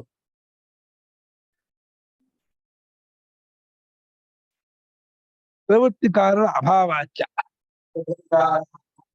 ಪ್ರವೃತ್ತಿಗೆ ಕಾರಣವೂ ಇಲ್ಲವಾದ್ದರಿಂದಲೂ ಈ ಪ್ರವೃತ್ತಿ ನೀ ಹೇಳುವಂತಹ ತೊಡಗೋದು ಹೊಂದಲ್ಲ. ಕಾರಣ ಇದ್ದರೆ ಪ್ರವೃತ್ತಿ ಏನ್ ಕಾರಣ? ಪ್ರವೃತ್ತಿಗೆ ಅವಿದ್ಯೆ ಕಾರಣ ಹೇಳ್ಬೇಡಿ. ಅವಿದ್ಯೆ ಕಾರಣ ಅಂದ್ರೆ ಪ್ರವೃತ್ತಿ ಇಲ್ಲ ಆಗಲ್ಲ. ಆತ್ಮನಿಗಾಗಿ ಪ್ರವರ್ತಿಸ್ತೀರಾ, ಅನಾತ್ಮಕ್ಕಾಗಿ ಪ್ರವರ್ತಿಸ್ತೀರಾ? ಪ್ರವೃತ್ತಿ ಯಾವುದಕ್ಕಾಗಿ? ಪ್ರವೃತ್ತಿ ತೊಡಗೋದು ಕೇವಲ ಆತ್ಮನಿಗಾಗಿಯೋ, ಕೇವಲ ದೇಹನ್ಯ ಮನೋಬುದ್ಧಿಗಾಗಿಯೋ?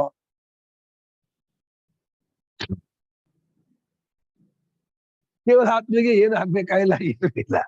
ಕೇವಲ ದೇಹನ್ಯ ಮನೋಬುದ್ಧಿ ಜಡ ಅಚೇತನ, ಅದಕ್ಕೇನು ಯಾರಿಗೆ ಪ್ರವೃತ್ತಿ?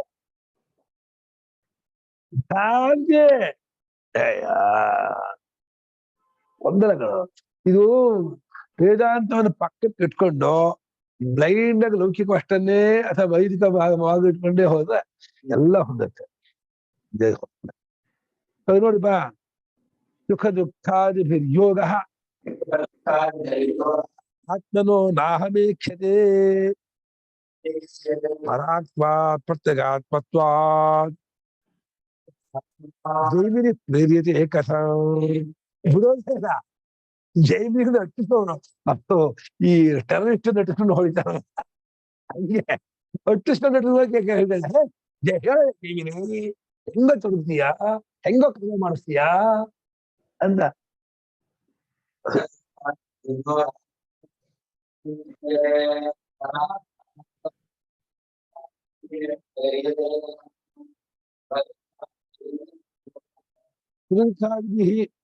ಬೇರೆ ಬೇಡ, ಇವಾಗ ಒಂದೇ ಅಲ್ಲ.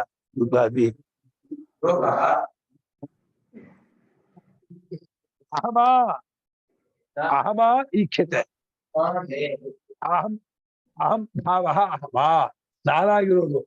ನಾನಾಗಿರೋದು ಅನ್ನೋದು ಆತ್ಮನಿಗೆ ಸುಖ ದುಃಖ ಸಂಬಂಧ ಇದೆ ನೋಡೋದಿಲ್ಲ. ನಾನಾಗಿರೋದಕ್ಕೆ ಆತ್ಮ ಕಾಣೋದೇ ಇಲ್ಲ. ನಾನಿಗೂ ತಡಿಕೆ ಆಗಿರೋ, ನಾನಿಗೂ ಒಳಗಿರುವಂತ ಚೈತನ್ಯವು ಈ ಅಹಂವೃತ್ತಿಗೆ ಹೆಂಗ್ ವಿಷಯವಾಗತ್ತೆ? ಅಹಮ ಅಂದ್ರೆ ಅಹಂವೃತ್ತಿಯೋ ಅಹಂ ಪ್ರತ್ಯಯಾದ ಆತ್ಮನೋ ಸುಖ ದುಃಖಾದಿಗಳ ಸಂಬಂಧವಿದೆ ಆತ್ಮನಿಗೆ ಎಂಬುದನ್ನ ಆ ಅಹಂ ಕಾಣಲಾರದು. ಆಮೇಲೆ ಪರಾತ್ಮ ಒಂದು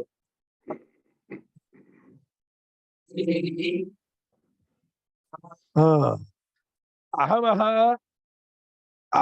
ಅಹಮಸ್ಯ ಪರಾತ್ಮ. ಅಹಂಕಾರವು ಹೊರಗಿದೆ, ಆತ್ಮ ಪ್ರತ್ಯಕ್ಕಾಗಿದ್ದಾನೆ.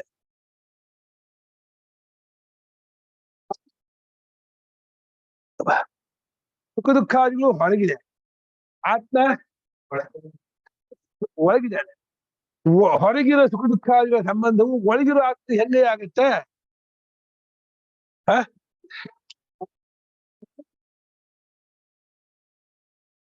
ಶೀತ ಆಯ್ತು ನಂಗೆ,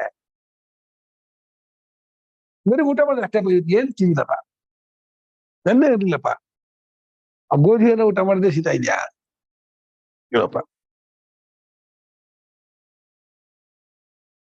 ಅಹಮ ಅಹಮ ಆತ್ಮನಃ ಸುಖ ದುಃಖ ಯೋಗ ನಿರೀಕ್ಷತೆ. ಅಹಂ ಪ್ರತ್ಯಯಾದ ಆತ್ಮ ಇದಲ್ಲ, ಅಹಂ ಪ್ರತ್ಯಯಿ ಅಂದ್ರೆ ಅಹಂ ಪ್ರತ್ಯಯ ಉಳ್ಳವನಾದ, ನಾನು ಅರಿವಿನುಳ್ಳವನಾದ ಆತ್ಮ ಅಹಂ ಪ್ರತ್ಯಯ, ಅಹಂಕಾರ. ಅದು ಪ್ರತ್ಯಯ ಅಹಂ ಅನ್ನೋದು. ಆತ್ಮ ಮತ್ತೆ ಪ್ರತ್ಯಯ ರೂಪ ಅಲ್ಲ, ಅಹಂಕಾರ ಪ್ರತ್ಯಯ ರೂಪ.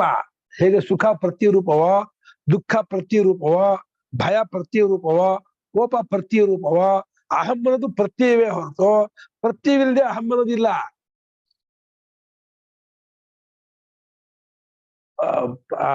ಗುಳ್ಳೆ ಅನ್ನೋದು ಒಂದು ಆಕಾರಕ್ಕೆ ಹೆಸರು, ಆಕಾರ ಇದೆ, ಗುಳ್ಳೆ ಅನ್ನೋದಿಲ್ಲ. ಬರೀ ನೀರು ಗುಳ್ಳೆ ಅಂತೀರಾ, ಹಾಗೆ ಬರೀ ಚೈತನ್ಯ ಅಹಂ ಅಲ್ಲ, ಬರೀ ಈ ಉಪಾಧಿಗಳು ಅಲ್ಲ. ಅದು ಆ ಉಪಾಧಿಗಳಲ್ಲಿ ಒಂದು ಆಕಾರ ಅಂತಃಕರಣದ ಒಂದು ವೃತ್ತಿ ಎತ್ಕೊಳತ್ತೆ, ಅಭಿಮಾನ ಎತ್ಕೊಳತ್ತೆ. ಆ ಅಭಿಮಾನದ ಮೂಲ ಅಭಿಮಾನಕ್ಕೆ ಅಹಂ ಅಂತ ಹೆಸರು. ಅದಕ್ಕೆ ನಾನು ಅಂತ ಅಂತಿದ್ವಲ್ಲ ನಾವು, ಅದೊಂದು ಪ್ರತ್ಯಯ ರೂಪ. ಅದು ಪ್ರತ್ಯಯ ರೂಪ ಅಂದ್ರೆ ವೃತ್ತಿ ರೂಪ ಅಂತ. ಪ್ರತ್ಯಯ, ವೃತ್ತಿ, ಅಂತಃಕರಣದ ಚಿತ್ರ, ಆಕಾರ ಎಲ್ಲ ಒಂದೇ ಅರ್ಥ. ಆನೆಗಳು ಪ್ರತ್ಯಯ ಆಗತ್ತೆ ಇಲ್ವಾ? ಆಗತ್ತೆ ಇಲ್ವಾ? ಆನೆ ಆಕಾರ ಬರುತ್ತೆ, ಕೋತಿಗಳು ಪ್ರತ್ಯಯ ಆಗುತ್ತೆ, ಹಲಸಿನ ಹಣ್ಣು ಒಂದು ಪ್ರತ್ಯಯ ಆಗುತ್ತೆ. ಹಾಗೆ ಅಹಂ ಅನ್ನೋದು ಪ್ರತ್ಯವೇ. ಅದು ಪ್ರತ್ಯಯ ಬಿಟ್ಟು ಅಹಂ ಇಲ್ಲ. ನಿದ್ದೆಯಲ್ಲಿ ಅಹಂ ಇಲ್ಲ, ಯಾಕೆ ನಿದ್ದೆಯಲ್ಲಿ ಪ್ರತ್ಯಯ ಇಲ್ಲ. ಅಂತಃಕರಣ ಬಂದ್ಮೇಲೆ ಅಂತಃಕರಣ ಅನ್ನೋ ತಟ್ಟೆ ಒಳಗೆ ಅಭಿಮಾನ ಪಟ್ಕೊಂಡಾಗ ನಾನು ಎದ್ಕೊಳತ್ತೆ ಅನ್ವೃತ್ತಿ. ಅದು ಹೇಗೆ ನೀರು ಮೇಲಿಂದ ಹಾಕಿದ ಕೂಡಲೇ ಗುಳ್ಳೆ ಎದ್ಕೊಳತ್ತೆ. ಬರೀ ನೀರಾಗಿದ್ದು ಗುಳ್ಳೆ ಇರಲ್ಲ. ನೀರನ್ನ ಒಂದು ಪಾತ್ರೆ ತಗೊಂಡು ನೀರನ್ನ ಒಂದು ಕೊಳ ನೀರಿಗೆ ಹಾಕೋ, ಮೇಲಿಂದ ಹಾಕೋ, ಗುಳ್ಳೆಗಳು ಇರತ್ತೆ. ಪಾತ್ರೆಲಿದ್ದಾಗೂ ಗುಳ್ಳೆ ಇಲ್ಲ, ಸರೋವರ ಇದ್ದಾಗೂ ನೀರಿಲ್ಲ, ಅಲ್ಲಿಂದ ಹಾಕಿದ ಗುಳ್ಳೆನೇ ಗುಳ್ಳೆಗಳು ಎದ್ಕೊಳ್ತಲ್ಲ ಅಂತಂದ್ರೆ ಹೌದು, ಎದ್ಕೊಳತ್ತೆ, ಕಾಣಿಸ್ತಲ್ಲ. ಹಾಗೆ ಬರೀ ಚೈತನ್ಯದಲ್ಲೂ ಅಹಂ ಇಲ್ಲ, ಬರೀ ಅಂತಃಕರಣದಲ್ಲೂ ಅಹಂ ಇಲ್ಲ. ಅಂತಃಕರಣ ಅನ್ನುವಂತಹ ಒಂದು ಸರೋವರಕ್ಕೆ ಚೈತನ್ಯ ಅನ್ನೋದು ಆತ್ಮ ಧುಮುಕಿದಾಗ, ಡೈ ಹೊಡೆದಾಗ ಅದು ಎದ್ಕೊಳುತ್ತೆ. ಆತ್ಮ ಡೈ ಹೊಡಿಬೇಕು ಅದಕ್ಕೆ, ಡೈ ಹೊಡಿಯೋದು ಅಭಿಮಾನ ಪಡ್ಕೋಬೇಕು. ಆ ಅಭಿಮಾನ ಪಡ್ಕೊಂಡಾಗ ನಾನು ಅನ್ನೋ ವೃತ್ತಿ ಎದ್ಕೊಳತ್ತೆ. ನಿಜವಾಗಿ ಅದು ಕೇವಲ ಚೈತನ್ಯವೂ ಅಲ್ಲ, ಚೈತನ್ಯ ಬಿಟ್ಟು ಸ್ವತಂತ್ರವಾದ ಒಂದು ಇದೂ ಅಲ್ಲ ಅದು.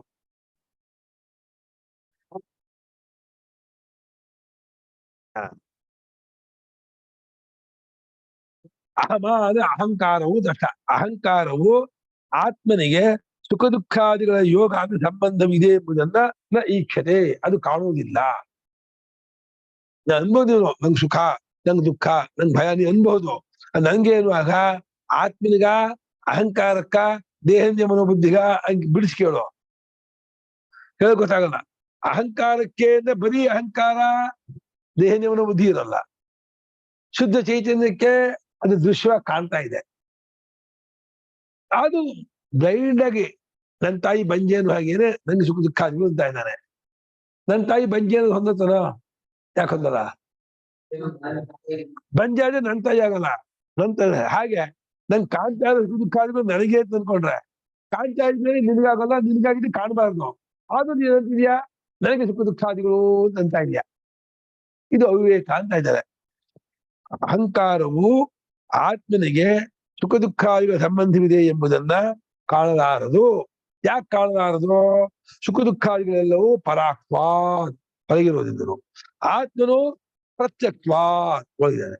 ಈಗ ಹೇಳು, ಯಾವ ದುಃಖವನ್ನು ಪರಿಹಾರ ಮಾಡೋಕ್ಕೋಸ್ಕರ ಜೈಮಿನಿ ಕರ್ಮ ಮಾಡಿಸ್ತಾನೆ? ಯಾವ ಸುಖ ಪ್ರಾಪ್ತಿಯನ್ನು ಉಂಟು ಮಾಡೋಕ್ಕೋಸ್ಕರ ಕರ್ಮ ಮಾಡಿಸ್ತಾನೆ? ಹೇಳು, ಜೈಮಿನಿ ಕರ್ಮ ಮಾಡಿಸ್ತಾನೆ ಅಂತಿದ್ಯಲ್ಲಪ್ಪ. ಜೈಮಿನಿ ಪ್ರೇರಿತ ಕಥಂ, ಏನನ್ನು ಉಂಟು ಮಾಡೋಕ್ಕೋಸ್ಕರ ಅಗ್ನಿಹೋತ್ರ ಮಾಡಿಸ್ತೀಯ?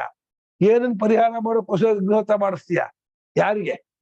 ಯಾರಿಗೆ ಏನನ್ನ ಉಂಟು ಮಾಡುವುದಕ್ಕಾಗಿಯೂ ಅಥವಾ ಯಾರಿಗೆ ಏನನ್ನು ತಪ್ಪಿಸುವುದಕ್ಕಾಗಿಯೂ ಅಗ್ನಿಹೋತ್ರ ಮಾಡಿಸ್ತೀಯೋ ನೀನು? ಹೇಳೋ, ತಾಕತ್ತಿದ್ರೆ. ಏನು ಹೆಂಗ್ ಹೇಳ್ತೀಯ ನೋಡು. ಪ್ರತ್ಯಗಾತ್ಮತ್ವಾತ್ ಆತ್ಮನಃ ಸುಖ ದುಃಖಾದೀನಾಂ ಪರಾಕ್ವಾತ್ ಕಥಂ ಜೈಮಿನಿ ಪ್ರೇರಿತೆ. ಹೊರಕ್ಕೆ ಹೋಗ್ಬಿಟ್ಟು ಜೈವಿಕತೆ ಹಿಡ್ಕೊಂಡ್ಬಿಟ್ರು. ಶವರಸ್ವಾಮಿ ಹಿಡ್ಕೊಳ್ಳಿಲ್ಲ, ಕುಮಾರ ಭಟ್ರು ಹಿಡ್ಕೊಳ್ಳಿಲ್ಲ, ಯಾರು ಹಿಡ್ಕೊಳ್ಳಿಲ್ಲ. ಅಂದ್ರೆ ಮುಟ್ಟಾಳಾಗಿರ್ಬೇಕು, ಏನು ವಿವೇಕ ವಿಚಾರ ತಿಳುವಳಿಕೆ ಇರಬಾರ್ದು. ಅವ್ರ ಚೆನ್ನಾಗಿ ಕರ್ಮ ಮಾಡಿಸ್ಬೋದು. ಇವರು ಕಮ್ಯುನಿಸ್ಟ್ಗಳು ದಡ್ಡರತ್ತ ಕೆಲಸ ಮಾಡಿಸ್ಕೊತಾರೆ, ಗೇಯಿಸ್ಕೊತಾರೆ. ಚೆನ್ನಾಗಿ ಕೂಲಿಯನ್ನು ಹೆಂಗೆ ಗೇಯಿಸ್ಕೊತಾರೋ ಹಾಗೆ ಈ ಅವಿವೇಕಿಗಳಾದ ಗೃಹಸ್ಥರಿದಾರಲ್ಲ ಅವನ್ನ ಹಿಡ್ಕೊಂಡು ಜೈಮಿನಿ ಚೆನ್ನಾಗಿ ಡಂಗಿಸ್ತಾರೆ. ಹೇಳು, 4 ಗಂಟೆಗೆ ಹೇಳು, ಅದು ಹೋಗಿ ಸ್ನಾನ ಮಾಡು, ಬಟ್ಟೆ ಹೊಕ್ಕೊಂಬ, ಮೌನವಾಗಿರು, ಜಪ ಮಾಡು, ಅಗ್ರಹೋತ್ರ ಮಾಡು, ಈ ರೀತಿ ಅಗ್ರಹೋತ್ರ ಮಾಡು, ಅಮಾವಾಸ್ಯೆ ಒಳ್ಳೆ ಇಷ್ಟಿ ಮಾಡು, ಪ್ರತಿ 4 ಮಾಸಕ್ಕೆ ಅಗ್ರಹಣ ಚಾತುರ್ಮಾಸ್ಯ ಮಾಡು, ಹೊಸ ಅಗ್ರಹಣ ಮಾಡು, ವಸಂತ ಸೋಮ್ಯಾಗ ಮಾಡು. ಚೆನ್ನಾಗಿ ಡಗುಸ್ತಾರೆ. ಹೊರಡು ಡಗುಸ್ತಾ ಏನ್ ಮಾಡ್ತಾರೆ ಅವ್ರ? ಡಗೋರಿದ್ದಾರೆ, ಡಗುಸ್ತಾರೆ. ಹೋಗಯ್ಯ, ನಾನು ಮಾಡೋನಲ್ಲ ನಿದ್ದೆ ಹೇಳ್ತೀನಿ ಅಂತ ಎದ್ದೋದ್ರೆ ಏನು ಮಾಡಕ್ಕಾಗಲ್ಲ. ನಾನು ಮಾಡೋನು ಅಲ್ಲ, ನಂಗೇನು ಅನರ್ಥ ತಪ್ಪಬೇಕಾಗಿಲ್ಲ, ನಂಗೆ ಯಾವ ಪುರುಷಾರ್ಥವೂ ಬರ್ಬೇಕಾಗಿಲ್ಲ. ಇವಾಗ ಹೇಳಪ್ಪ, ಯಾರು ಕರ್ಮ ಮಾಡ್ಬೇಕು? ಈಗ ಅನರ್ಥ ತಪ್ಪಬೇಕು ಅಂತ ಇದ್ದು ಅಂತಾನೆ ಕರ್ಮ ಮಾಡ್ಬೇಕು, ಅಥವಾ ಪುರುಷಾರ್ಥ ಬರಬೇಕು ಅಂತ ಅಂದ್ಕೊಂಡು ಅಂತಾನೆ ಕರ್ಮ ಮಾಡ್ಬೇಕು. ನಂಗೆ ಹೋಗ್ಬೇಕಾದ ಅನರ್ಥವೂ ಇಲ್ಲ, ಬರ್ಬೇಕಾದ ಪುರುಷಾರ್ಥವೂ ಇಲ್ಲ. ಅವ್ರದ್ದು ಏನ್ ಕರ್ಮ ಮಾಡಿಸ್ತೀಯ ನೀನು? ಕರ್ಮ ಮಾಡ್ಸಕ್ಕಾಗತ್ತೆ ಅವನ ಹತ್ರ? ಯಾರ ಕರ್ಮ ಮಾಡ್ಸಕ್ಕಾಗತ್ತೆ? ನೀವ್ ಹೇಳ್ಬೇಕು ಅವ್ರದ್ದು ಹೋಗ್ಬಿಟ್ಟು, ಯಾರು ಜಾತಕ ಬಂತಂದು ತೋರಿಸ್ತಾರೋ ಅವ್ರಿಗೆ ಇಷ್ಟದಲ್ಲಿ ಲೀಸ್ಟ್ ಕೊಡ್ತೀಯ, ಇದನ್ ಮಾಡು ಅಂತ. ಜಾತಕನೇ ತೋರಿಸಿ ಲೀಸ್ಟ್ ಕೊಡ್ತೀಯ ನೀನು? ಜಾತಕ ಬಂದು ತೋರಿಸಿಕೊಡ್ಲಿಲ್ಲ, ಕುಜ ಅಷ್ಟಮದಲ್ಲಿದ್ದಾನೆ, ಶನಿ ಪಂಚಮದಲ್ಲಿದ್ದಾನೆ, ಗುರು ವೇದಲ್ಲಿದ್ದಾನೆ, ಹಾಗಾಗಿ ನಿಮ್ಗೆ ದುಃಖ, ಹಾಗಾಗಿ ಕಷ್ಟ, ಇದಕ್ಕೆ ಇಷ್ಟು ಜಪ ಮಾಡಿ, ಇದಕ್ಕೆ ಇಷ್ಟ ಹೋಮ ಮಾಡಿ, ಇದಕ್ಕೆ ಪಾರಾಯಣ ಮಾಡಿ ಅವ್ರಿಗೆ ದುಡ್ಡು ನಾವು ಜಪ ಮಾಡಿ ನಮ್ಗೆ ದುಡ್ಡು ಬಾಕಿ.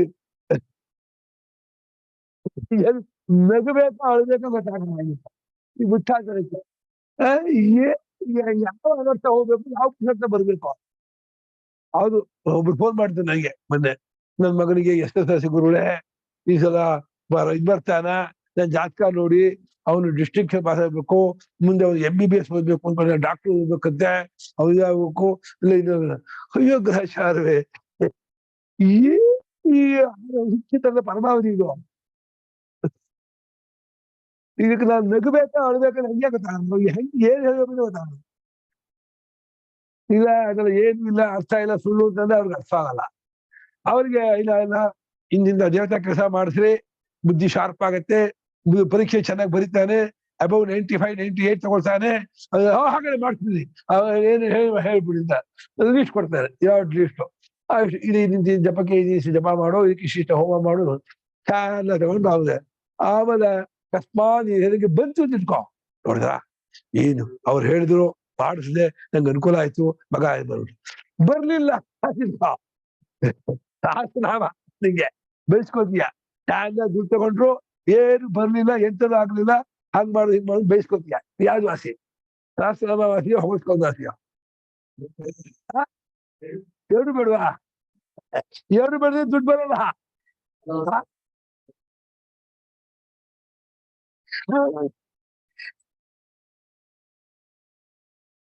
ಎಲ್ಲಿವರೆಗೆ ಮುಟ್ಟಾಡು ದಡ್ರು ಇರ್ತಾರೋ ಅಲ್ಲಿವರೆಗೆ ವೈದ್ಯಕೀಯ ಒಳ್ಳೆ ಪಡಾವು, ಒಳ್ಳೆ ಇದು. ಡಾಕ್ಟರ್ಗೂ ಅಷ್ಟೇ ಏನು ಹಾಗೆ ಇರಲ್ಲ.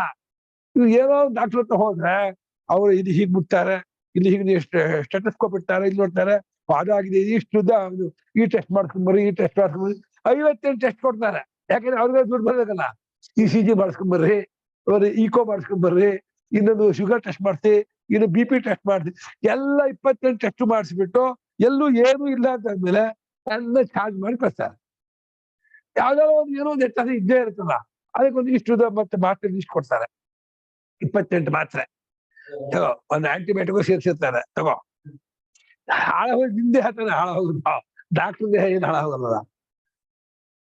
ಅಯ್ಯೋ, ಈ ಪ್ರಪಂಚ ಎಷ್ಟು ಮೋಸ, ಎಷ್ಟು ಅನ್ಯಾಯ, ಎಷ್ಟು ವಂಚನೆ ಅಂತಂದ್ರೆ ಹೇಳ್ತೀರದು. ಆದ್ರೂ ಜನರಿಗೆ ಬಿಟ್ಟಿರಕ್ಕಾಗಲ್ಲ. ಹೌದು. ಕಿಂಚ ನಾಳೆ ಹೇಳ